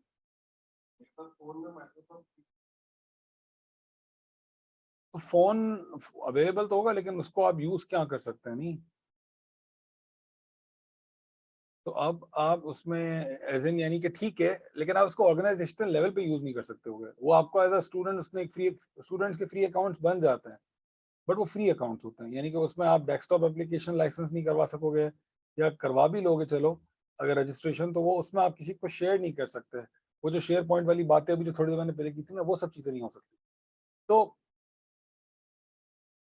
as a standalone application आपके अपने डेस्कटॉप पे पड़ी हुई है, तो अनलाइसेंस वर्जन में भी आपका सारा काम तो हो जाएगा, ऐसा नहीं है कि कोई चीज रुकेगी। लेकिन ऑर्गेनाइजेशनल लेवल पे जब आपको प्रॉपर इम्प्लीमेंटेशन या प्रॉपर प्रोटोकॉल्स चाहिए होते हैं, तो वहां पे चैलेंज आ जाता है। मंथली भी होता है, ईयरली भी होता है, पैकेज के ऊपर होता है कि आप किस टाइप का पैकेज लेना चाहते हो। तो कुछ लाइसेंस के हवाले से हमारे ऑनलाइन स्टूडेंट का क्वेश्चन था, हम उसको आंसर कर रहे थे। So we are going to carry forward then. Sir क्या आप macros, conditional formatting and consolidation functions दिखाएंगे? जी बिल्कुल दिखाएंगे, आज नहीं, you'll have to work on with us for the rest of the course। इंशाल्लाह हम बहुत कुछ डिस्कस करेंगे। ओके, सो ऑनलाइन स्टूडेंट्स को तो मेरी स्क्रीन नजर आ रही है, राइट? प्लीज कंफर्म समबडी ताकि हम कंटिन्यू करें। Yes, okay, perfect, right. तो हमने जहाँ पे स्टॉप किया था वहीं से कैरी करते हैं। हम फॉर्मूला बार, स्क्रीन सब बात कर चुके हैं। ये पता है हमें कि single cell is a single rectangle is a single cell. Anything other than a cell, whether it's a row, it's a column, or it's a collection of cells, something that looks like this, it's a collection of cells, ये कहलाएगा range आपके पास। और इसको alternatively हम array भी कह सकते हैं, रेंज या एरे, ये इसकी टर्मिनोलॉजीज है। अच्छा, यहाँ पे एक और चीज जरा देखते हैं। लेट्स से मेरे पास एक कॉलम है स्कोर के नाम से, और मैं उस कॉलम को जल्दी से फिल कर लेता हूँ randomly. So I say I need maybe 10 values.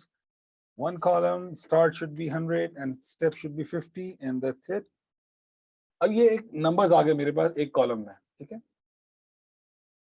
मैं अगर कंट्रोल शिफ्ट के साथ इस पूरी रेंज को सेलेक्ट करूं, अभी मैंने कोई इन नंबर्स को सम नहीं किया, ना मैंने कोई इन नंबर की एवरेज कैलकुलेट की है, ना मैंने इन नंबर के ऊपर कोई भी और ऑपरेशन परफॉर्म किया, but without performing these operations अगर मुझे क्विक एनालिसिस करने हो तो इस तरह से सिलेक्शन जब आप करते हैं तो at the bottom of your screen right here, ये जो आपका स्टेटस बार है, इसमें आप देख सकते हो ये आपको 3 वैल्यूज दिखा रहा है।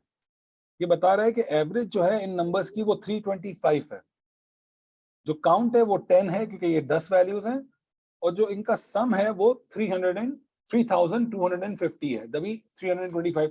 तो ये क्विक वैल्यूज मुझे यहीं से दिख गई, मुझे सम ऐड करने की जरूरत नहीं है, मुझे काउंट का फॉर्मूला ऐड करने की जरूरत नहीं है, ना एवरेज ऐड करने की जरूरत है, मुझे आंसर यहीं से मिल रहा है और मैं इसको कस्टमाइज भी कर सकता हूँ। मैं इसको राइट क्लिक करूंगा तो यहाँ मेरे पास ऑप्शन होते हैं। अगर मुझे फॉर इंस्टेंस मैक्सिमम नंबर भी चाहिए कि यार मैक्सिमम क्या है, और मुझे लेट से मिनिमम भी चाहिए, तो मैं इस तरह से ऐड ऑन कर सकता हूँ क्लिक करके। तो you see now I am getting average, count, minimum 100, maximum 550 and sum is 3250। तो इसको कहते हैं सिलेक्शन कैलकुलेशंस, कि आप एक्टिव सिलेक्शन जो आपने की होती है विदाउट परफॉर्मिंग एनी कैलकुलेशन, एक क्विक तरीके से कैलकुलेशन को यहां से एनालाइज कर सकते हैं। नीडलेस टू से ये आपका जूमिंग ऑप्शन है, आपने जूम आउट होना है लाइक दिस, जूम इन होना है लाइक सो। इसके अलावा कस्टम जूम पे जाना है प्लस माइनस बटन के अलावा, तो आप ये 100 जहां पे लिखा हुआ है इस पे क्लिक कर दें, जहां पे 100 लिखा हुआ है उस पर क्लिक कर दें, ये डायलॉग बॉक्स आ जाता है। You can choose any of the predefined size और you can define your own custom zooming size. इसके अलावा जो 3 व्यूज की बात की जा रही है, by default what you are seeing here is a normal view. Now this is basically a documentary view, and then we have another one which is print preview. तो अभी हम फिलहाल व्यूज के ऊपर बाद में आएंगे, अभी हम नॉर्मल व्यू में रहते हैं, and that's about it. So labelling part is done. Next thing, हम थोड़ा सा आगे चलते हैं और अब एक इंपॉर्टेंट चीज के बारे में बात करते हैं। पहले तो मैं क्विकली आपको एक ओवरव्यू दे देता हूँ रिबन्स का, एंड देन हम होम के रिबन से, क्योंकि हमारा एसेंशियली जो फर्स्ट स्टेप होना है एक्सेल के ऊपर वो होना है डेटा एंट्री एंड फॉर्मेटिंग से रिलेटेड, कि हम देखें कि डेटा एंट्री कैसे की जाती है, उसकी फॉर्मेटिंग। अब फॉर्मेटिंग 2 तरह की है, एक तो फॉर्मेटिंग है आपकी वर्कशीट की, उसके बॉर्डर्स क्या हैं, उसके कलर्स क्या हैं, उसका टेक्स्ट साइज क्या है, and all those kind of things, वो लुक एंड फील से रिलेट करता है। लेकिन एक फॉर्मेटिंग होती है जिसको हम कहते हैं डेटा फॉर्मेट्स। ये जो डेटा है उसके फॉर्मेट्स क्या है? Broadly data can be numerical और टेक्स्ट। बहुत जूम आउट करके मैं बात कर रहा हूँ कि या तो वो न्यूमेरिकल होगा या टेक्स्ट होगा। अब जो न्यूमेरिकल है, उस न्यूमेरिकल की फिर फर्दर टाइप्स हो सकती है। Numerical can be a normal number, numerical can be a currency number, numerical can be a date, numerical can be a time. You might be thinking कि डेट और time का numerical से क्या ताल्लुक है? Yes, this is the beauty of it कि Excel में बिल्कुल जूम आउट होके एसेंस में हम देखेंगे तो 2 ही टाइप्स होती हैं। इस बारे में हम थोड़ी बहुत बात करेंगे आज। तो लेट्स गेट स्टार्टेड। मैं क्विकली पहले आपको ओवरव्यू दे देता हूं इन टैब्स का। तो फाइल की हमने बात पहले ही कर ली है। फाइल कोई टैब नहीं है, फाइल एक मेन्यू है जो कि जिसमें कुछ यूनिवर्सल फंक्शंस हैं, ओपन, क्लोज, सेव वगैरह से रिलेटेड, और जो बहुत काम की चीजें आपके लिए हैं वो है ऑप्शंस। आप ऑप्शंस में जाके बहुत सारी चीजें कस्टमाइज कर सकते हैं, तो वो एक बहुत काम का है। लेकिन इसके अलावा जो बाकी टैब्स हैं उसमें होम, ब्रॉडली जो हमारा स्टार्टिंग पॉइंट है वो होम से इसीलिए स्टार्ट होगा कि होम एसेंशियली फॉर्मेटिंग के तमाम ऑप्शंस होम में पाए जाते हैं। सो मच सो कि कंडीशनल फॉर्मेटिंग भी होम में पाया जाता है, जो कि काफी हद तक एडवांस एनालिटिक्स के ऑप्शंस में आ जाता है। इसके अलावा आपने फॉर्मेटिंग से मुनासिब मुराद क्या ले सकते हैं हम? मैंने आपको बताया कि एक फॉर्मेट से मुराद हम ले सकते हैं शीट की फॉर्मेटिंग, जिसमें टेक्स्ट का साइज, उसका कलर, सेल का साइज, सेल का colour and so fourth, these kind of things comes in. और एक है डेटा फॉर्मेट जिसमें हम कहते हैं कि आपके पास जो है वो percentage, currency, numbers, general, date, time, text, ये सारे फॉर्मेट्स होते हैं। ये सब अलग अलग नाम लिए जा रहे हैं, लेकिन ग्रास रूट लेवल पे इनके बैकएंड पर 2 ही चीजें हैं। या तो एक न्यूमेरिकल वैल्यू है या टेक्स्ट है। डेट के पीछे भी एक न्यूमेरिकल वैल्यू होती है, टाइम के पीछे भी एक न्यूमेरिकल वैल्यू होती है, इवन दो कि डेट दिखने में आपको डेट जैसी ही नजर आती है, वो 1 जनवरी 2023 लिखा हुआ नजर आएगा, चाहे जिस फॉर्मेट पे भी। अच्छा, फिर डेटा फॉर्मेट एक अलग चीज है। Once you select a data format, for instance आपने सेलेक्ट कर लिया डेट, अब डेट किस तरह से रिप्रेजेंट करनी है वो एक अलग चीज है। आपने जुलाई 14 2023 करके दिखाना है, 14 जुलाई 2023 करके दिखाना है, 14-07-2023 करके दिखाना है, 14/07/2023 करके दिखाना है। Different way we can write the date. तो वो फिर आपके विजिबल फॉर्मेट्स होते हैं कि आपने डेट तो सेलेक्ट की, डेटा टाइप तो आपने सेलेक्ट कर ली डेट, बट अब डेटा टाइप का स्टाइल क्या रखना है, तो वो सब चीजें होती हैं। ये सारी चीजें आपके पास यहाँ पे होम मेन्यू में कवर हो जाती है। इंसर्ट यानी कि होम मेन्यू को, वैसे तो हर मेन्यू में आपको कुछ ना कुछ उसकी जनरल स्ट्रक्चर से हटकर चीजें मिल जाएंगी, लेकिन it helps to keep an overall structure in mind because this is really helpful कि होम को आप जनरली स्ट्रक्चर ध्यान में बिठा सकते हैं कि it has to do with formatting, it has to do with formatting। तो इंसर्ट जो है, इसमें आ जाते हैं वो सारे ऑप्शंस जिनका ताल्लुक किसी हद तक रिपोर्टिंग से होता है। तो अभी तो हम रिपोर्टिंग को तो हम अंदाजा लगा सकते हैं कि हम आगे जाके पहुंचेंगे, अभी तो पहले हम एक्सेल सीख रहे हैं, तो डेटा एंट्री सीखेंगे, फॉर्मेटिंग सीखेंगे, फिर कहीं रिपोर्टिंग वगैरह की बात आएगी। तो पिवट टेबल रिपोर्टिंग का एक बहुत बड़ा टूल है, पिवट चार्ट्स रिपोर्टिंग के टूल्स हैं, ग्राफ्स चार्ट्स एंड ग्राफ्स आप ऐड करते हैं, रिपोर्टिंग के टूल्स हैं। उसके अलावा कुछ विजुअल्स होती हैं, कुछ एनालिटिक्स के ऑप्शंस होते हैं, spark lines, filters, for the most part reporting से रिलेट करता है। कुछ और चीजें हैं जैसे कि अगर आपको इमेज ऐड करनी है, आपको कोई टेक्स्ट बॉक्स ऐड करना है, आपको कोई और इस तरह की चीजें ऐड करनी है, यकीनन ये भी हमने ध्यान में रखना है कि मैं थ्रू आउट कोर्स में मेरा फोकस ये रहेगा कि जैसे जैसे हम जो जो फंक्शन डिस्कस करते जाए, मैं आपको उनकी प्रैक्टिकल यूटिलिटी बताऊं। Excel is not for only working professional, Excel तो बच्चे भी यूज करते हैं स्कूल्स में, कॉलेज में, जो नए नए कंप्यूटर सीख रहे होते हैं, तो बहुत से ऑप्शन एक्सेल में होते हैं, तो वो बच्चों के लिए अलग तरीके से इस्तेमाल होते हैं, वो अपनी क्रिएटिविटी पोटेंशियल को फुल पे एक्सप्लोर करते हैं। कलर्स हैं या फॉर्मेटिंग के ऑप्शन हैं, अब जैसे वर्ड आर्ट भी एक ऑप्शन होता है, आप सब लोगों को पता होगा, जिसको नहीं पता हम देख सकते हैं कि वो शायद हमें होम मेन्यू पे कहीं मिल जाएगा, आई डोंट नो, बट वो वर्ड आर्ट और वो इस टाइप के इतने कलरफुल ऑप्शंस और होते हैं कि उन सब की हमें जरूरत नहीं होती। बच्चों के लिए तो ठीक है कि वो प्रैक्टिस कर रहे हैं, आप भी अगर ऐसा बच्चा घर पे बैठ के एक्सप्लोर कर रहे हैं, प्रैक्टिस कर रहे हैं तो करें, लेकिन प्रैक्टिकली स्पीकिंग ना, तो एक कॉन्सेप्ट होता है मिनिमलिस्टिक का, चीजें जो वर्कशीट आप बनाते हैं ना, जो रिपोर्ट के फॉर्मेट्स आप बनाएंगे, वो जितना मिनिमलिस्टिक होंगे ना उतना ज्यादा खूबसूरत रहेगा। मैंने से मिनिमलिस्टिक इट मींस के फॉन्ट के कलर भी, सेल के कलर्स भी कम से कम यूज करें। जितना व्हाइट स्पेस होगी उतना अच्छा होगा, जितना बोल्ड, जितना वाजे होकर टेक्स्ट सामने आ रहा होगा व्हाइट स्क्रीन बैकग्राउंड में, उतना ज्यादा अच्छा होगा। तो मैं अभी आपको थोड़ा सा इन चीजों का फ्लेवर दूंगा, तो ऑप्शन भी मैं बताता जाऊंगा, लेकिन हर ऑप्शन का मतलब ये नहीं कि हम जरूर उसको इस्तेमाल करें। बहुत से ऑप्शन बच्चों के लिए होते हैं और बहुत से ऑप्शंस जब डैशबोर्ड डिजाइनिंग की तरफ हम जाएंगे तो वहां काम आएंगे। बेसिक चीजों में, बेसिक डेटा एंट्री में मिनिमलिस्टिक रहना ज्यादा बेहतर अप्रोच है। हाँ हाँ है, वो हम आगे चल के कवर करेंगे कंडीशनल फॉर्मेटिंग, बट वो आएगा, बहुत इंपॉर्टेंट एनालिटिक्स का टूल है ये। फिर ड्रॉ की अगर हम बात करें तो ड्राइंग टूल तब आते हैं कि जब आपने कुछ स्क्रीन पे ड्रॉ करना हो माउस को यूज करते हुए, या अगर आपके पास इस तरह का कोई पेन का इनपुट पड़ा हुआ है तो वो आप उसको यूज करते हुए कर सकते हैं, वो तो खैर इतने रेलिवेंट नहीं है।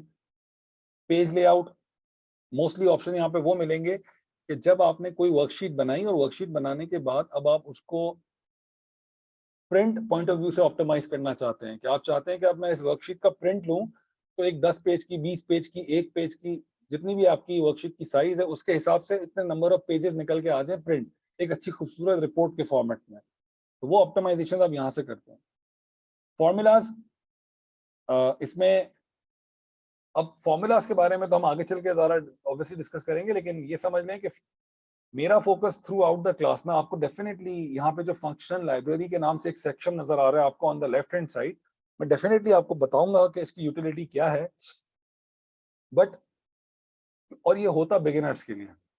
आप मेरे सेशन से जब निकल के जाएंगे, इस कोर्स को अटेंड करके जाएंगे, तो मैं ये चाहता हूँ कि आप बिगिनर लेवल पे ना रहें। आप स्टार्ट भले बिगिनर लेवल से करें, बट आप बिगिनर लेवल पे ना रहें। जब इस कोर्स से निकल के जाएं तो आप ऑलरेडी एक एडवांस लेवल पे पहुंच चुके हो। तो उसके लिए हम जो है ना फॉर्मूलाज की जब बात करेंगे, तो हम तो प्रैक्टिस करेंगे इस तरह से कि हम इक्वल्स टू लिखेंगे सेल के ऊपर, फॉर्मूला का नाम लिखेंगे और उसका आगे जो भी सिंटेक्स है उसको फॉलो करना शुरू कर देंगे। तो हमें तो बाकायदा मास्टर करना है हर फॉर्मूले का। जो भी हम यहाँ क्लास में सीखेंगे कि उसका सिंटेक्स क्या है, उस सिंटेक्स को कैसे इंटरप्रेट करना है, उसको कैसे लर्न करना है, और कैसे आप उसके मास्टर बन जाओ कि आपको किसी और गाइडेड हेल्प की जरूरत ना पड़े। लेकिन जब आप फर्स्ट टाइम फॉर्मूला स्टार्ट करेंगे, तो ये जो ऑप्शन यहाँ पे नजर आ रहे हैं फंक्शन लाइब्रेरी में, these are really really helpful. तो फॉर्मूला लिखने के दो तरीके हैं। एक तरीका प्रोफेशनल तरीका है कि डायरेक्ट आप सेल पे जाएं, इक्वल्स टू लिखें और अपना फॉर्मूला टाइप करना शुरू कर दें। आप प्रोफेशनल हैं। लेकिन अगर आप नए हैं, अभी सीख रहे हैं, बिगिनर हैं, तो एक दूसरा तरीका गाइडेड फॉर्मुलेशन का है, वो यहाँ से आता है कि अब कोई भी फॉर्मूला अगर आप यहाँ पे आके क्लिक करेंगे, तो वो फॉर्मूले की आपके सामने एक विजार्ड ओपन करेगा। वो विजार्ड जो होती है ना, वो गाइडेड होती है, वो आपको गाइड करती है कि यहाँ पे आप ये इंसर्ट करें, यहाँ पे ये इंसर्ट करें, यहाँ पे ये इंसर्ट करें, एंड सो फोर्थ। तो मैं for the purpose of these classes I won't be relying too much on these guided approach. I'll just give you a snapshot of it when we move to that point. Otherwise formula हम direct sales पे लिखा करेंगे। तो इस formula वाले section में सबसे बड़ा सेक्शन तो यही है, गाइडेड फॉर्मुलेशन का। जितने भी एक्सेल में फॉर्मूलाज हैं, हम पहले बात कर चुके हैं, 600 के करीब हैं। और अगर आप परम्यूटेशन कॉम्बिनेशन की बात करें, दो दो तीन तीन चार चार फॉर्मूलाज की, तो फिर वो पॉसिबिलिटीज ऑलमोस्ट इनफाइनाइट हो जाती है। इतने फॉर्मूलाज हैं। हमने कितने सीखने हैं इस कोर्स में? करीब कोई 40-50 के करीब फॉर्मूलाज होंगे जो आप मेरे साथ सीखेंगे, और ये वो होंगे जो कि आपको एक अच्छे लेवल पे ऑलरेडी पहुंचा देंगे। फिर ऑब्वियसली अप टू यू कि आप और फर्दर कितना इन्वेस्ट करें। नेम रेंजेस की हमने बात की थी। नेम रेंजेस से मुराद, हमने नेम बॉक्स की बात की थी। हमने ये कहा था कि नेम बॉक्स को यूज करते हुए हम किसी भी सेल को या कलेक्शन ऑफ सेल्स को नेम असाइन कर सकते हैं। तो वो जितनी भी नेमिंग कन्वेंशन के काम होते हैं ना, कि आपने अपनी वर्कशीट में सेल्स को या रेंजेस को नेम असाइन करने होते हैं, और फिर उन सब का प्राइमरी ताल्लुक, क्योंकि मैंने भी जो एग्जांपल दी थी, इफ यू रिकॉल इट, तो आप ये रिकॉल करोगे कि मैंने नेम बॉक्स लगा के एग्जांपल फॉर्मूला से दी थी। अल्टीमेटली नेम का ताल्लुक, नेमिंग कन्वेंशन का जितना भी ताल्लुक है, वो होता फॉर्मूला से ही है, क्योंकि वो आपके फॉर्मूलाज को और रीडेबल बनाता है और इजी टू अंडरस्टैंड बना देता है। That's the whole thing. तो ये वाले ऑप्शन भी इसीलिए हमें फॉर्मूला टैब में मिलते हैं। फॉर्मूला ऑडिटिंग टूल्स, इसका रोल तब आता है कि जब आप कोई एक नई वर्कशीट इनहेरिट कर रहे हैं जिसमें बहुत सारे फॉर्मूलाज लिखे हुए हैं, और वो लिखे हुए आपके नहीं है, तो लिहाजा आपको नहीं पता कि वो फ्लो किस तरह से चल रहा है फॉर्मूलाज का, कौन सा फॉर्मूला पहले आ रहा है, कौन सा बाद में आ रहा है, कौन सा फॉर्मूला प्रीसीडेंट है, कौन सा डिपेंडेंट है, एंड सो फोर्थ। तो वो फॉर्मूला ऑडिटिंग के टूल्स भी यहाँ पे हैं। इसके अलावा watch window, calculation option, all of these relate to formulation. तो ये फॉर्मूला का मेन्यू है। डेटा का मेन्यू, इसमें चंद एक चीजें हम यहाँ डिस्कस करेंगे, बाकी मोस्ट ऑफ द चीजें डेटा के मेन्यू में जो है उसका ताल्लुक एडवांस एनालिटिक्स से होता है। तो जैसे ये फोरकास्टिंग है, ये एडवांस एनालिटिक्स की चीजें हैं। डेटा टूल्स, ये कुछ ऑप्शन हम यहाँ कवर करेंगे। सोर्ट एंड फिल्टर हम कवर करेंगे। आउटलाइन से रिलेटेड कुछ चीजें हैं, ये भी हम कवर करेंगे। देन आपके पास ये जो queries and connection, get and transform data, ये वाले जो सेक्शंस आ रहे हैं, दर हकीकत ये सेक्शंस पावर एक्सेल के हैं। पावर एक्सेल के मैंने आपको कंपोनेंट्स बताए थे, power query, power pivot, power view, DAX. तो ये हमारा स्कोप का पार्ट नहीं है, ये बिजनेस इंटेलिजेंस के टूल्स हैं, और ये वहां काम आते हैं जब आप बेसिकली एडवांस्ड रिपोर्टिंग सोल्यूशन बनाना चाहते हैं। तो ये नेक्स्ट लेवल है, ये एडवांस एक्सेल का पार्ट है। हमारा कोर्स फाइनेंशियल मॉडलिंग फिलहाल इस स्कोप से बाहर है, लेकिन then we have a number of option in this data tools जो डेफिनेटली हम कवर कर रहे होंगे। रिव्यू में आप आ जाएं, तो रिव्यू में जनरली जो ऑप्शन होते हैं ना, वो आप कह सकते हैं कि review the word tells you itself. कि एक तो आपको अपने डॉक्यूमेंट सारा पूरा बना लेने के बाद, जो भी फाइल आपने बनानी थी, जो भी फाइनेंशियल मॉडल आपने बनाना था, जो कुछ भी आपने बनाना था, वो सब बनाने के बाद अब आप अपनी फाइल को फिनिशिंग टच देना चाहते हैं। तो फिनिशिंग टच के लिए ये रिव्यू का ऑप्शन होता है। इसमें आप स्पेलिंग चेक कर सकते हैं, कोई वर्ड्स अगर आपने चेंज करने हैं, सिनोनिम्स एंटोनिम्स वगैरह ढूंढ कर वो कर सकते हैं, कोई वर्ड ट्रांसलेट करने हैं, you can do that, comments वगैरह ऐड करने हैं, कोई नोट्स ऐड करने हैं, या ऑल टुगेदर वर्कशीट या workbook. Worksheet, an individual tab in the whole workbook, or the workbook the whole of it। अगर इनको प्रोटेक्ट करना है, सच दैट कि कोई वर्कबुक को डबल क्लिक करे तो फाइल ओपन ना हो, बल्कि पहले उससे पासवर्ड मांगे, या अगर पासवर्ड ना भी मांगे, फाइल ओपन हो जाए बगैर पासवर्ड के, तो भी वो उस फाइल के साथ यूजर जो है वो लिमिटेड इंटरेक्शन कर सकता हो उससे। यानी कि वो जब किसी शीट में आएगा तो उसको सारे सेल लिखे हुए नजर आ रहे हैं, बट वो किसी भी सेल को एडिट नहीं कर सकता, कोई फॉर्मूला चेंज नहीं कर सकता, वो कुछ भी नहीं कर सकता, क्योंकि आपने प्रोटेक्शन लगाई हुई है। उसके लिए पहले उसको पासवर्ड देके अनप्रोटेक्ट करना पड़ेगा, फिर वो कर सकता है। तो इस टाइप की चीजें भी होती है, ये सब रिव्यू में आ जाती है। व्यू का टैब वंस अगेन थोड़ा बहुत इसका ताल्लुक होता है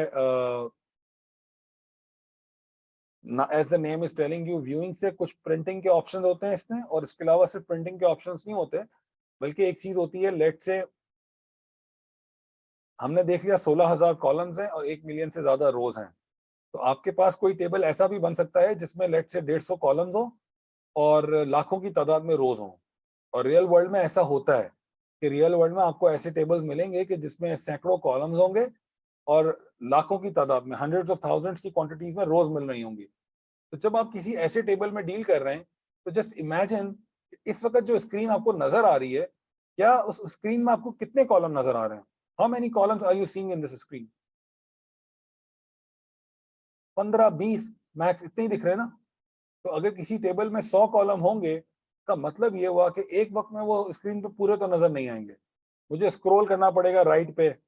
और इसी तरह अगर लाखों रोज होंगी, तो इस वक्त मुझे कितनी रोज नजर आ रही हैं? 19-20 बस। तो मुझे इसका मतलब स्क्रॉल डाउन भी करना पड़ेगा।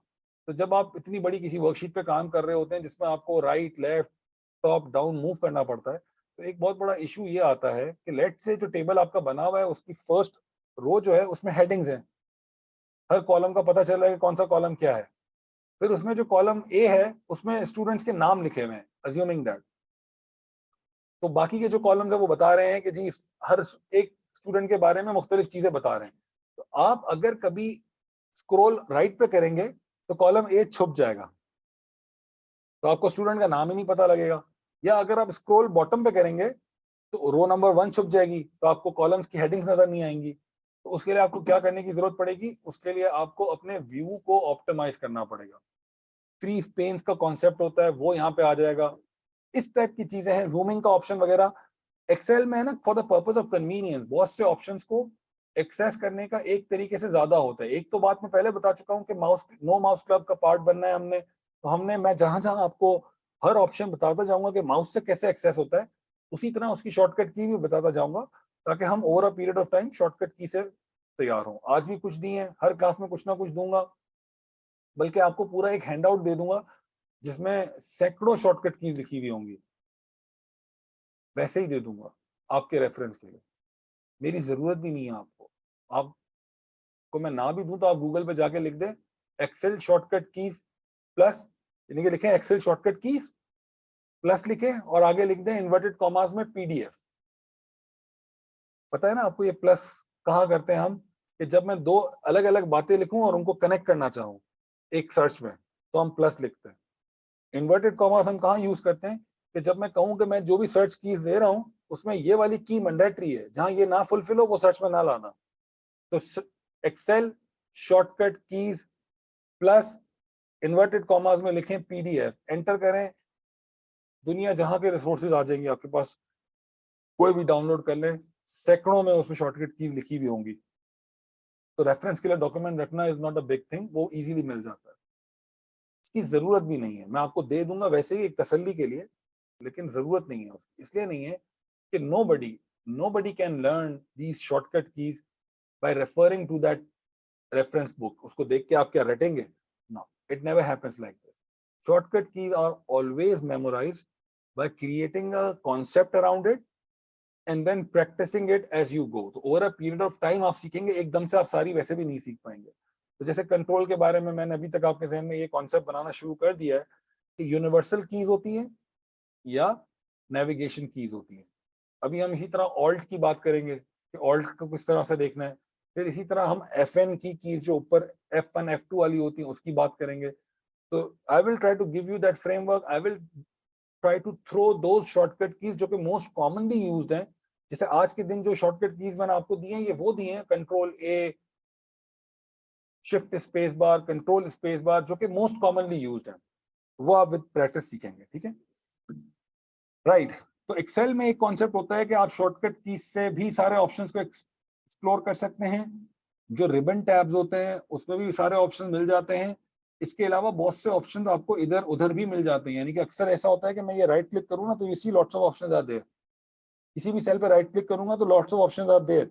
ये जूम का ऑप्शन इधर भी है तो इधर भी है, तो यही व्यू के ऑप्शन इधर भी हैं तो इधर भी हैं। यू सी राइट क्लिक से भी मिल जाते हैं, और आपको कुछ चीजें क्विक एक्सेस टूल बार में मिल जाएंगी, कुछ चीजें आपको कहीं और फ्रंट पे बटन मिल जाएगा। तो एक्सेल ही सिर्फ नहीं, माइक्रोसॉफ्ट की तमाम एप्लीकेशंस में और आई थिंक आजकल तमाम सॉफ्टवेयर में यही होता होगा कि एक ऑप्शन को एक्सेस करने के लिए वो आपको मल्टीपल ऑप्शंस देते हैं। कि आप राइट क्लिक करके भी एक्सेस कर सकते हैं, आप शॉर्टकट की प्रेस करके भी एक्सेस कर सकते हैं, आप उसका पूरा प्रॉपर पाथवे फॉलो करके भी उस ऑप्शन को एक्सेस कर सकते हैं। It's up to you, but I recommend always कि अगर आप एक्सेल के एफिशिएंट और एडवांस यूजर बनना चाहते हैं तो always always prioritise learning shortcut keys. Always think of it कि you have to join the no mouse club. Alright, keeping that aside, moving forward, ये डेवलपर का टैब, डेटा स्ट्रीमर और power pivot के tab मैंने वैसे ही extra करवाए थे, तो I am just ignoring it for now. तो बाकी के जो टैब हम ऑलरेडी डिस्कस कर चुके हैं, ये वो सारे टैब्स हैं जो कि सबसे ज्यादा कॉमन है और सबसे ज्यादा होस्ट ऑफ ऑप्शन इन्हीं टैब्स में होते हैं जिनकी हमने डिस्कशन की। अब हमारे पास टाइम थोड़ा शॉर्ट है, तो मैं क्विकली थोड़ी सी फॉर्मेटिंग की बात करके, तो आखिरी के 15 मिनट को 20-10 मिनट को सेशंस के ना थोड़ा सा इंटरैक्टिव बनाता हूँ। I will ask you a few questions and you answer me, so I'll know कि we are on one page and you are learning it, right? तो होम मेन्यू में डेटा एंट्री करनी है मुझे कहीं भी, डेटा एंट्री करनी है अगर मुझे कहीं भी, तो क्या तरीका है? जहां से आपको करनी है आप वहां पे सेल को, यानी कि वहां पे कर्सर क्लिक करके सेल सेलेक्ट करके अपनी टाइपिंग स्टार्ट कर दें, and that's how you start entering the data. तो लेट्स से मैं क्या कर रहा हूँ कि मैं यहाँ लिखता हूँ अहमद और बराबर में लिखता हूँ 1000। तो अब आप ये गौर करें कि जो अहमद मैंने लिखा है, जैसे मैं अहमद वाले सेल पे हूं, यहाँ पे क्या दिखा रहा है? Format general. मैं बी पे जाता हूँ इस वाले पे, तो फॉर्मेट क्या दिखा रहा है यहाँ पे? जनरल। ये जनरल फॉर्मेट सेलेक्ट हुआ है। तो एक तो अब आ जाते हैं हम इस क्लिपबोर्ड के ऊपर थोड़ी देर में आते हैं, लेकिन ये जो ऑप्शन है ये स्टैंडर्ड है, सबको पता होंगे। यहाँ से आप फॉन्ट टाइप चेंज करें, आप हवर करके, जैसे जैसे हवर कर रहे हैं ना, आप पीछे देखें अहमद चेंज होता जा रहा है। तो फॉन्ट मतलब स्टाइल क्या है टेक्स्ट का, किस टाइप का चाहिए? अगेन योर चॉइस, एक्सप्लोर करना है करें, वरना generally Arial is a very professional text, आप एरियल यूज कर सकते हैं, इजी रख सकते हैं अपने लिए। कैलिब्री भी बड़ा रीजनेबल रहता है, तो Calibri, Arial are the most preferred ones. तो ज्यादा एक्सपेरिमेंट करने की जरूरत नहीं है, हम चीजों को सिंपल रख सकते हैं। फिर आपको पता है टेक्स्ट साइज बड़ा करना है, छोटा करना है, यहाँ पे आप direct points drop down menu से सिलेक्ट भी कर सकते हैं, या आप टाइप भी कर सकते हैं, या आप बराबर में ये जो आइकॉन्स आ रहे हैं, एक अपर एरो और एक डाउन एरो, तो इससे आप टेक्स्ट को इस तरह बड़ा कर सकते हैं, इससे दोबारा छोटा कर सकते हैं। तो ये फॉर्मेटिंग ऑप्शंस हैं। बोल्ड करना है, इटैलिक थोड़ा सा टेढ़ा लुक देना है, अंडरलाइन टेक्स्ट को अंडरलाइन करना है, and then this border style. अब आप देखें, आपको नजर तो हर सेल के आगे आपको बॉर्डर वैसे ही नजर आ रहा है, राइट? लेकिन इस वक्त जो बॉर्डर आपको नजर आ रहे हैं ये एक्चुअली बॉर्डर्स नहीं है, these are called grid lines. ये ग्रिड लाइंस है, ये डिफॉल्ट एक्सेल के स्ट्रक्चर का पार्ट है। इन ग्रिड लाइंस को लोग दो तरीकों से गायब करते हैं, आपको दोनों तरीके मिल जाएंगे। तरीका एक ये है कि आप यहां से पूरी शीट को सेलेक्ट करें एक साथ, जैसे मैंने आपको बताया था, और यहाँ पे ये जो फिल है, ये जो फिल कलर का डायलॉग बॉक्स है, ये फिल कलर क्या करता है कि जो भी कलर आप इसमें सेलेक्ट करेंगे ना, ये सेलेक्टेड सेल को वो कलर कर देगा। इस वक्त मैंने पूरी वर्कशीट सेलेक्ट की हुई है, तो जो भी कलर मैं करूंगा वो मेरी पूरी वर्कशीट को कलर हो जाएगा। तो लेट्स से मैं व्हाइट कलर कर देता हूँ जस्ट टू शो यू। जैसे ही मैंने व्हाइट कलर किया, आप गौर करें कि मेरी वर्कशीट का जो लुक है वो एक तरह से ब्लैंक कैनवस जैसा हो गया, ठीक है? बट उसका अंडरलाइंग स्ट्रक्चर सेल का चेंज नहीं हुआ। मैं कहीं भी क्लिक करूंगा तो एक वक्त में एक सेल ही सिलेक्ट हो रहा है, और वो सेल नेम बॉक्स में आइडेंटिफाई भी हो रहा है, और मैं इसी तरह अभी भी नेविगेट सेल वाइज ही कर रहा हूँ। तो underlying cell structure is intact, it's just a colour जो मैंने व्हाइट किया है, जिसकी वजह से वो ग्रिड लाइंस छुप गई हैं। तो कुछ लोग ये भी करते हैं, I don't recommend this approach. Why? Because आपने पूरी वर्कशीट यानी कि ट्रिलियंस ऑफ सेल को कलर कर दिया है, तो आपने एक साइज यूज कर ली ना, डेटा की साइज यूज कर ली अननेसेसरीली। यही काम आप बगैर साइज यूज के भी कर सकते थे। कैसे? मैं कंट्रोल जेड, अब मैं एक और यूनिवर्सल की बता रहा हूं, कंट्रोल जेड जो प्रेस कर रहा हूं, जो कि किसकी है? कंट्रोल जेड की, अनडू की। कि जो काम मैंने किया अगर मैं उस काम को अनडू करना चाहता हूं तो कंट्रोल जेड। जैसे मैंने कंट्रोल जेड प्रेस किया, मेरी ग्रिड लाइन वापस आ गई क्योंकि मैंने कलरिंग हटा दी। तो इससे ज्यादा एफिशिएंट तरीका यही काम करने का क्या था कि मैं व्यू टैब में जाऊं, और व्यू टैब में आप देखें आपके पास शो ऑप्शन आ रहा है, एक सेक्शन शो का, उसमें ग्रिड लाइंस का एक चेक बॉक्स है। इस चेक बॉक्स से आप हटा दें ग्रिड लाइन को, यानी कि ग्रिड लाइन से आपने चेक जैसे ही हटाया तो यू विल सी कि आपकी वर्कबुक एक बार फिर पूरी ब्लैंक व्हाइट हो चुकी है। Now this is a professional way of doing the same thing जो मैंने थोड़ी देर पहले व्हाइट कलर से करके दिखाया था, राइट? तो पता चल गया आपको कि ये जो ग्रिड लाइंस की लाइनें नजर आ रही थी वो अलग थी। अब मैंने ये लाइन हटाई है। अब मैं अगर कुछ बॉर्डर्स बनाना चाहता हूं, let me complete this and then I get back to your question. Let's say मैंने एक टेबल बनाना है छोटा सा, क्विकली एक बना लेते हैं हम। Name score 1 score 2 something like this. हम नेम लिख देते हैं कुछ भी, अहमद अली जवाद। स्कोर लिख देते हैं कुछ भी जी, 85 90 65 and then randomly here 40 something like that. अब मैं चाहता हूं कि यार थोड़ा सा इसको ब्यूटीफाई करूं। ये बन तो गया टेबल, लेकिन ये टेबल जैसा लग नहीं रहा। तो मुझे क्या क्या चीजें करनी पड़ सकती हैं? मैं ये कर सकता हूँ फॉर इंस्टेंस कि मैं कहूँ कि यार ठीक है, नेम की हेडिंग जो है ना वो लेफ्ट हैंड साइड। एक और चीज भी नोट करें कि जब मैं कोई टेक्स्ट वैल्यू लिखता हूँ तो जो मेरे सेल होते हैं वो बाय डिफॉल्ट लेफ्ट अलाइंड होते हैं। टेक्स्ट वैल्यू लेफ्ट से लिखी हुई आ रही है, लेकिन जो मेरे नंबर्स हैं वो बाय डिफॉल्ट राइट अलाइंड है। तो मुझे अगर उनकी हेडिंग को भी राइट अलाइन करना है तो मैं होम में जाऊंगा, ये वाले ऑप्शन आ गए, ये तीन ऑप्शन बता रहे हैं, ये सेंटर अलाइंड है, लेफ्ट अलाइंड है, राइट अलाइंड। तो मैं इस पर क्लिक करूंगा ताकि मेरे स्कोर भी राइट अलाइंड हो जाए, थोड़ा सा ब्यूटीफाई हो गया। फिर मैं ये कर सकता हूँ कि मैं कहूँ कि यार इनको मुझे बोल्ड करना है, इनको 12 कर देता हूँ ताकि पता लगे कि ये हेडिंग्स हैं, और इनके ऊपर बॉर्डर्स बना देता हूँ। तो मैं फिर ये यहाँ पे बॉर्डर्स ऑप्शन सेलेक्ट करूंगा। अब मुझे किस तरह के बॉर्डर्स बनाने हैं? अगर मुझे खाली बॉटम बॉर्डर चाहिए मैं क्लिक कर सकता हूँ इधर, तो आप देखें सिर्फ बॉटम बॉर्डर ऐड हुआ है। लेकिन अगर मुझे, मैं कंट्रोल जी प्रेस कर रहा हूँ, अगर मुझे मैं इस तरह से सेलेक्ट करूं तो क्या हुआ कि तीनों सेल पे पूरे पूरे बॉर्डर बन गया, ऑल बॉर्डर्स। अगर मुझे तीनों के ऊपर एक ही बॉर्डर बनाना है तो मैं आउटसाइड बॉर्डर्स पे क्लिक कर सकता हूं। तो पूरे के ऊपर, तीनों के ऊपर एक ही बॉर्डर बना। मैं फिर थिक आउटसाइड बॉर्डर भी क्लिक कर सकता हूं, अगेन पूरे के ऊपर एक बना लेकिन थोड़ी साइज थिक हो गई। तो you have different options here, explore it at your own. कभी कभी आप देखोगे आपको ये ऐसी भी जरूरत पड़ती है कि आप ऊपर एक लाइन दें और नीचे डबल लाइन दें। जब सम वगैरह कर रहे होते हैं हम तो यूजुअली ऐसे करते हैं, तो ये बॉर्डर्स वहां पे काम आते हैं। तो let's say in this case मैं कुछ इस टाइप का कर लेता हूं कि मैं इसको सिर्फ बॉटम बॉर्डर देता हूं और इन वालों को जो है कस्टम बॉर्डर देता हूं, सिर्फ इनका भी बल्कि बॉटम बॉर्डर ही दे देता हूं, समथिंग लाइक दैट।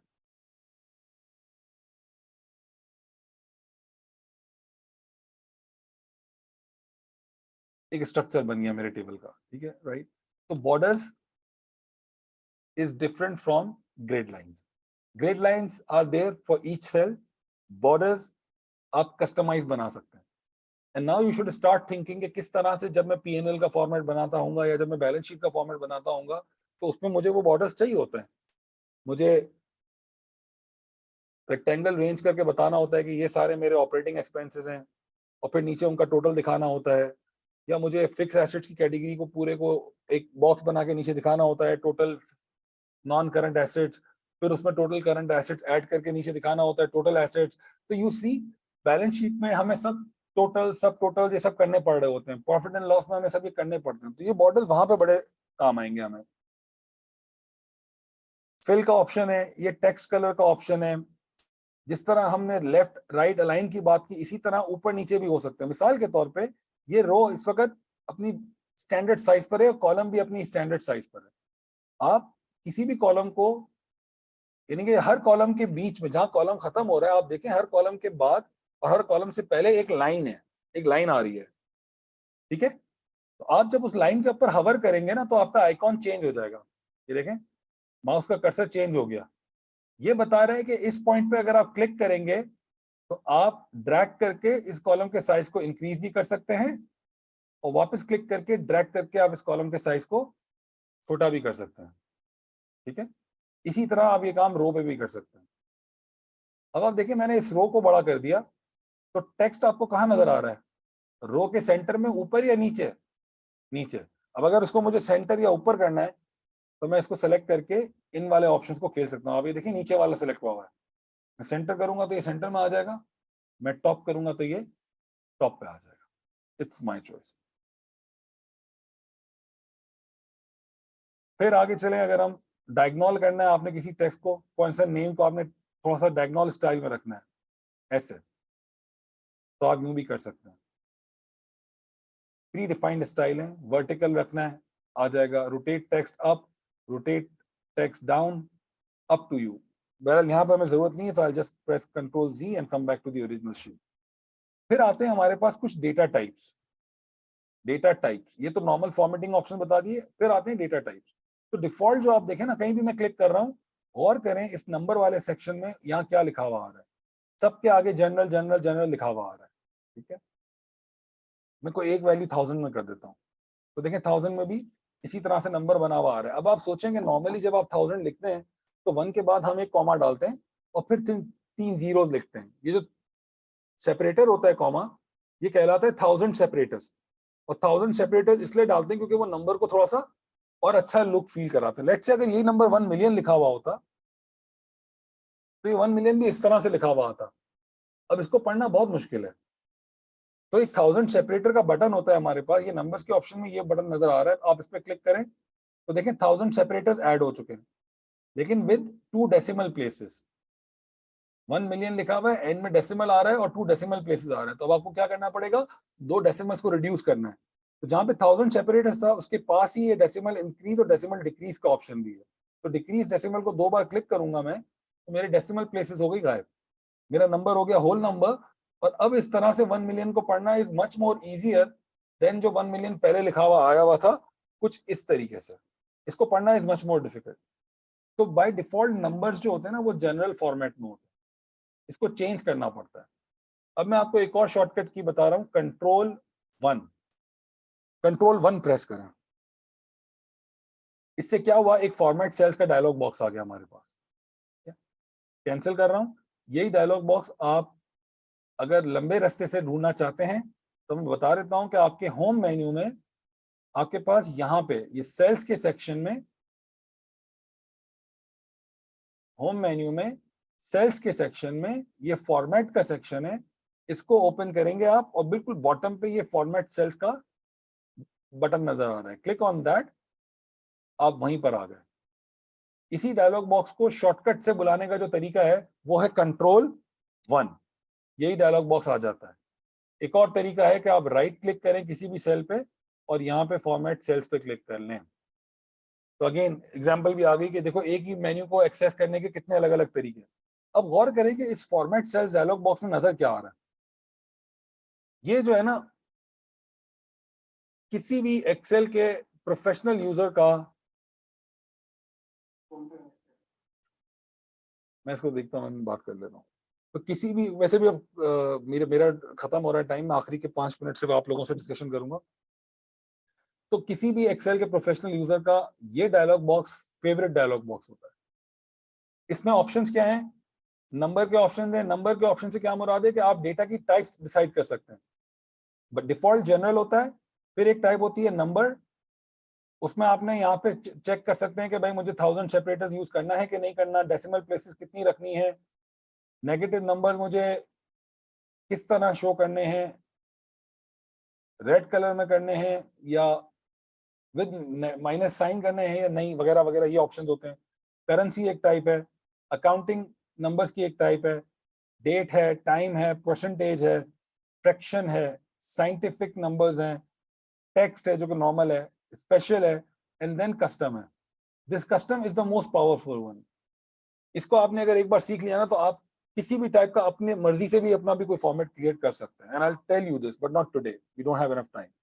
तो नंबर ऑप्शन से मुराद ये है कि जो भी डेटा आपने एंटर किया हुआ है उसकी प्रिसाइज टाइप डिटरमिन करना कि वो टेक्स्ट है या वो न्यूमेरिकल है, और अगर वो न्यूमेरिकल है तो न्यूमेरिकल में वो करेंसी है, नंबर है, अकाउंटिंग है, परसेंटेज है, फ्रैक्शन है, डेट है, टाइम है, ये जितनी भी टाइप्स हैं अदर देन टेक्स्ट, ये सब न्यूमेरिकल है। कैसे हैं ये न्यूमेरिकल, ये भी बात समझ में आ जाएगी, just hold a little bit, but ये सब न्यूमेरिकल है। तो ये सेगमेंट है। फिर अलाइनमेंट का सेगमेंट है कि ये जो आपको बटन यहाँ नजर आ रहे हैं ना, कि भाई ऊपर नीचे, centre, right left centre, diagonal वगैरह वगैरह, ये सब ऑप्शन आपको अलाइनमेंट में नजर आएंगे। फॉन्ट में ये जो ऑप्शन यहाँ नजर आ रहे हैं आपको, ये वाले ऑप्शन आपको यहाँ भी मिलेंगे। फिर बॉर्डर में ये जो ऑप्शन बॉर्डर में मिल रहे थे वो सारे यहाँ भी मिलेंगे। फिर फिल में ये जो ऑप्शन फिल का था वो यहाँ पे मिल जाएगा। और प्रोटेक्शन में आपको कुछ और ऑप्शन मिलते हैं जिसकी हम बाद में बात करेंगे। अब इसी डायलॉग बॉक्स को एक्सेस करने का एक तरीका और ये भी है कि आपने देखा जो डायलॉग बॉक्स हमने अभी एग्जीक्यूट किया उसके डिफरेंट टैब्स है। तो लेट्स से उसका फॉन्ट वाला टैब था, अगर डायरेक्ट उस टैब पे जाना है तो ये जो फॉन्ट का पूरा सेक्शन है इसके एंड पे ये जो एरो बना हुआ है, when you click on this तो आप डायरेक्ट इसी डायलॉग बॉक्स के फॉन्ट वाले सेक्शन में आ गए, इसी डायलॉग बॉक्स के अलाइनमेंट वाले सेक्शन में आ गए, इसी डायलॉग बॉक्स के नंबर वाले सेक्शन में आ गए। तो ये तीन ऑप्शन, फॉन्ट, अलाइनमेंट, नंबर, यहां से भी एक्सेस कर सकते हैं, कंट्रोल 1 से भी एक्सेस कर सकते हैं।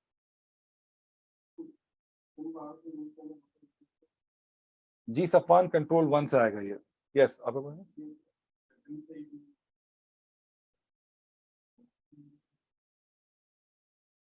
कंट्रोल 1 सबसे इजी है ना, नो माउस क्लब।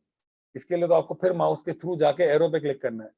यकीन माने कि जब आप दोनों हाथ कीबोर्ड पे सेट हुए हुए हैं तो एक हाथ को फारिग करना, माउस तक लेके जाना, माउस चलाना, बटन दबाना, obviously it's only going to take a couple of seconds extra, but this is what we count and this is what we think matters when it comes to using shortcut keys। कि वो जो second आपने बचाए थे ना, जब आपकी आदत बन जाएगी तो आप चूंकि हर काम के लिए शॉर्टकट कीज यूज करेंगे तो over a period of time, अगर आप देखें ना, मैं वही वाली जो हाइपोथेसिस मैंने आपको पहले बताया था कि एक एवरेज फाइनेंस यूजर आज की डे में 70% टाइम अपना एक्सेल के ऊपर यूज करता है दिन का। 9 घंटे में से 70% टाइम लगभग हो गए कुछ 6 घंटे या 7 घंटे व्हाटएवर। तो इतने घंटे आप दिन में एक्सेल में यूज कर रहे हो, तो शॉर्टकट कीज वगैरह से अगर आप दिन में आधा घंटा भी बचाते हो तो हफ्ते में 3.5 घंटे, महीने में 14 घंटे, और साल में ये कोई 126-30 घंटे हो गए। बहुत होते हैं। 130 घंटे में सोचे कितनी मूवीज देख लेंगे हम। ठीक है, तो बहरहाल आई थिंक मैं आज के सेशन को यहाँ क्लोज करूंगा अपने एंड से। हमारे पास आखिरी के 2-3 मिनट है, उसमें हम एक काम ये कर लेते हैं, एक दो छोटे मोटे टास्क में आप लोगों से करवा देता हूँ, छोटे मोटे, ताकि मुझे पता चले ना कि आप लोग क्या सीख रहे हैं। बच्चों वाले ही हैं, हमने आज पढ़ाई बच्चों वाला कुछ है, इजी रहेगा। लेकिन this is just the pattern. हम आगे चलते चलते अगले 3-4-5 क्लासेस में हम काफी एडवांस टॉपिक्स पे पहुंच चुके होंगे। Pattern will remain the same. मुझे डाइजेस्ट करना है कि आप कितना सीख रहे हो कितना नहीं। आज अगर क्वेश्चन आसान लगे तो ज्यादा खुश मत होना, आगे आसान नहीं होंगे, ठीक है। सो let me ask you a few questions here. Actually unfortunately मेरे पास इस वक्त I'll have to give you those resources for it to work fine for us. Meanwhile, what I can do is, चलें,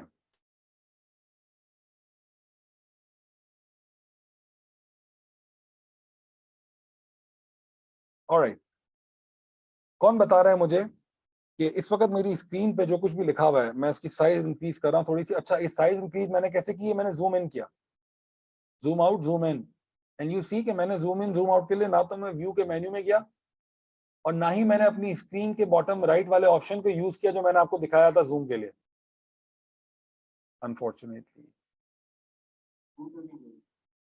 अच्छा, जूम पे भी नहीं हो रही, ओके। तो देखिए मैं क्या कर रहा हूँ यहाँ पे, जूम इन जूम आउट, ये हो रहा है। और ये काम जो मैं कर रहा हूँ जूम इन जूम आउट, ना तो मैं इसके लिए ये वाले सेक्शन को यूज कर रहा हूँ, ना ही मैं व्यू में आके जूम के इस सेक्शन को यूज कर रहा हूँ, बल्कि मैं क्या कर रहा हूँ, अगेन आपको सिखा रहा हूँ एक और शॉर्टकट की। कंट्रोल का बटन प्रेस करें और आपके माउस का जो स्क्रॉल बार है उसको यूज करें। तो कंट्रोल के बटन के साथ जब आप स्क्रॉल बार को नीचे की तरफ प्रेस रोल करेंगे तो जूम आउट होगा, जब आप उसको ऊपर की तरफ रोल करेंगे तो जूम इन हो जाएगा। खैर मैं जूम इन कर रहा था इसलिए ताकि आपको दिखे ये बड़ा बड़ा। अब आप में से कोई मुझे आंसर करे कि किस सेल में, सेल नंबर बताना है आपने, किस सेल में वैल्यू 45 लिखी हुई है। यस, ऑनलाइन पीपल, एनीवन, किस सेल में वैल्यू 45 लिखी है? D3, परफेक्ट, बड़े बच्चों वाला क्वेश्चन था, आसान। अगला क्वेश्चन कि मुझे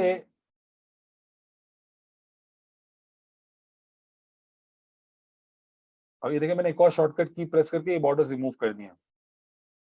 अगर मुझे अपने इस सेल के, यानी कि मैं चाह ये रहा हूं कि ये मेरी जो हेडिंग्स है, इस हेडिंग्स के नीचे डबल लाइंस बनी हुई आ जाएं, मैं कहां से कर सकता हूं? कहां से? इधर होम टैब पे बॉर्डर्स पे जाएंगे, कौन सा button?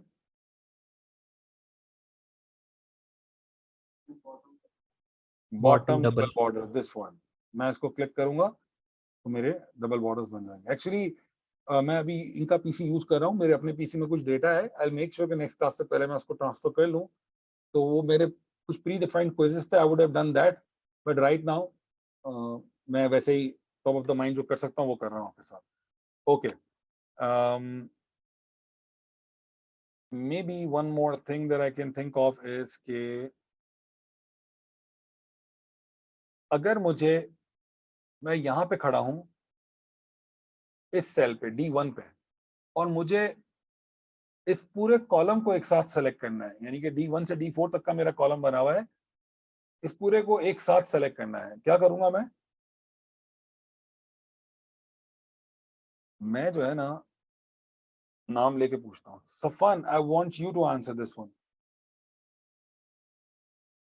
I am currently standing at D1 and I want to do something that would help me select the range from D1 to D4 in a single click, या in a single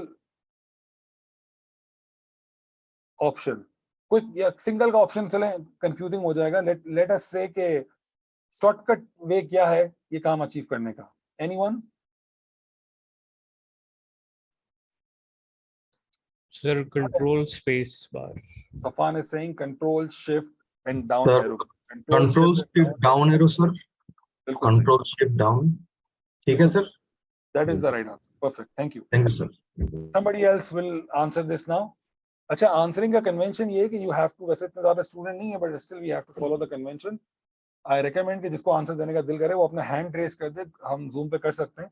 तो जो online है वो अपना हाथ physical भी, जो physical है वो अपना हाथ रेज कर सकता है, आई कैन इनवाइट देम। तो मैं, अच्छा अब मेरा क्वेश्चन ये है कि मैं खड़ा हुआ हूँ B1 पे और मैं किसी एक रो को नहीं, किसी एक कॉलम को नहीं, बल्कि इस पूरे टेबल को एक साथ सेलेक्ट करना चाहता हूँ। Great, and that is the right answer. लेकिन वो आपके ऑनलाइन वाले बच्चों ने सुना नहीं होगा, let me ask them again. जी ऑनलाइन वालों में से कौन बता रहा है कि मैं B1 पे खड़ा हूं और मुझे पूरे टेबल को एक साथ सेलेक्ट करना है? Safan says control A and the physical student also says control A and that is the right answer. When I press control A, the entire table gets selected. Perfect. Looks like you guys have really enjoyed today's session. आप लोग active थे, आप लोग जाग रहे थे, आप लोगों ने मेरी बातों को गौर से सुना है। Thank you very much for paying me attention. मैं इससे ज्यादा आपकी एनर्जी नहीं लूंगा। So let's call it a day here, guys. किसी का कोई क्वेश्चन हो तो you can ask me. Otherwise, we are meeting again on Wednesday at 8 PM. तो लास्ट टाइम थोड़ा सा मिसहैप हुआ था, हमारा लेट हुई थी क्लास, तो उसकी नतीजे में टाइमिंग्स थोड़ी सी हमने रीशेड्यूल की हैं। आपने ऑब्जर्व किया कि आज की जो क्लास थी वो 2.5 घंटे की हुई, 2 बजे से 4:30 तक। अब जो आपकी वेडनेसडे की क्लास होगी वो 1.5 घंटे की होगी, 8 बजे से लेके रात को 9:30 बजे। दैट विल बी, यस, उसके लिए व्हाइट कलर, उसके लिए आप व्हाइट कलर करेंगे। यानी कि अगर आपको एक, देखिए क्वेश्चन ये आया है कि हमने डिस्कस किया था कि अगर हमने पूरी शीट में से ग्रिड लाइंस हटानी हो, उसको एक ब्लैंक वर्कबुक का इंप्रेशन देना हो, 2 ऑप्शन थे। एक तो ये था कि पूरी वर्कशीट को सिलेक्ट करके आप उसका कलर व्हाइट कर दें, जो कि मैंने कहा कि इतना इफेक्टिव ऑप्शन नहीं है क्योंकि आप पूरी शीट को कलर कर रहे हैं, फाइल को हैवी कर रहे हैं। तो बेहतर ये है कि आप व्यू में जाके ग्रिड लाइन से चेक हटा दें। इन दोनों में बात कॉमन ये थी कि पूरी की पूरी वर्कशीट से ग्रिड लाइन हट जाएंगी। क्वेश्चन ये आया यहाँ पे कि अगर हमें किसी specific portion of the worksheet से ग्रिड लाइन हटानी है, सारों से नहीं, तो क्या करेंगे? ऑब्वियसली उसके लिए हम ग्रिड लाइंस रिमूव नहीं कर सकते, क्योंकि ग्रिड लाइन जब हम रिमूव करेंगे तो वो तो पूरी वर्कशीट से रिमूव कर देगा। उसके लिए हम ये करेंगे कि जिस सिलेक्शन से ग्रिड लाइंस हटानी है वो सिलेक्शन करके वहां पे आप व्हाइट कलर फिल कर दें, क्योंकि अब आपकी मजबूरी है, अब आपने पूरी शीट से नहीं हटाना बल्कि स्पेसिफिक पोर्शन से हटाना है, तो उसको व्हाइट फिल कर दें, तो बाकी जगहों पे ग्रिड लाइन रहेगी और सिर्फ उस पोर्शन पे आपको नजर आएगा जैसे कि ग्रिड लाइन नहीं है। Any other question anyone? Safan, Tayyab, आपको किसी में कुछ क्वेश्चन है? Looks like we are good, so thank you very much for being here. इंशाल्लाह हम अब मिलते हैं दोबारा वेडनेसडे। विद दिस, अस्सलाम वालेकुम एंड अल्लाह हाफिज।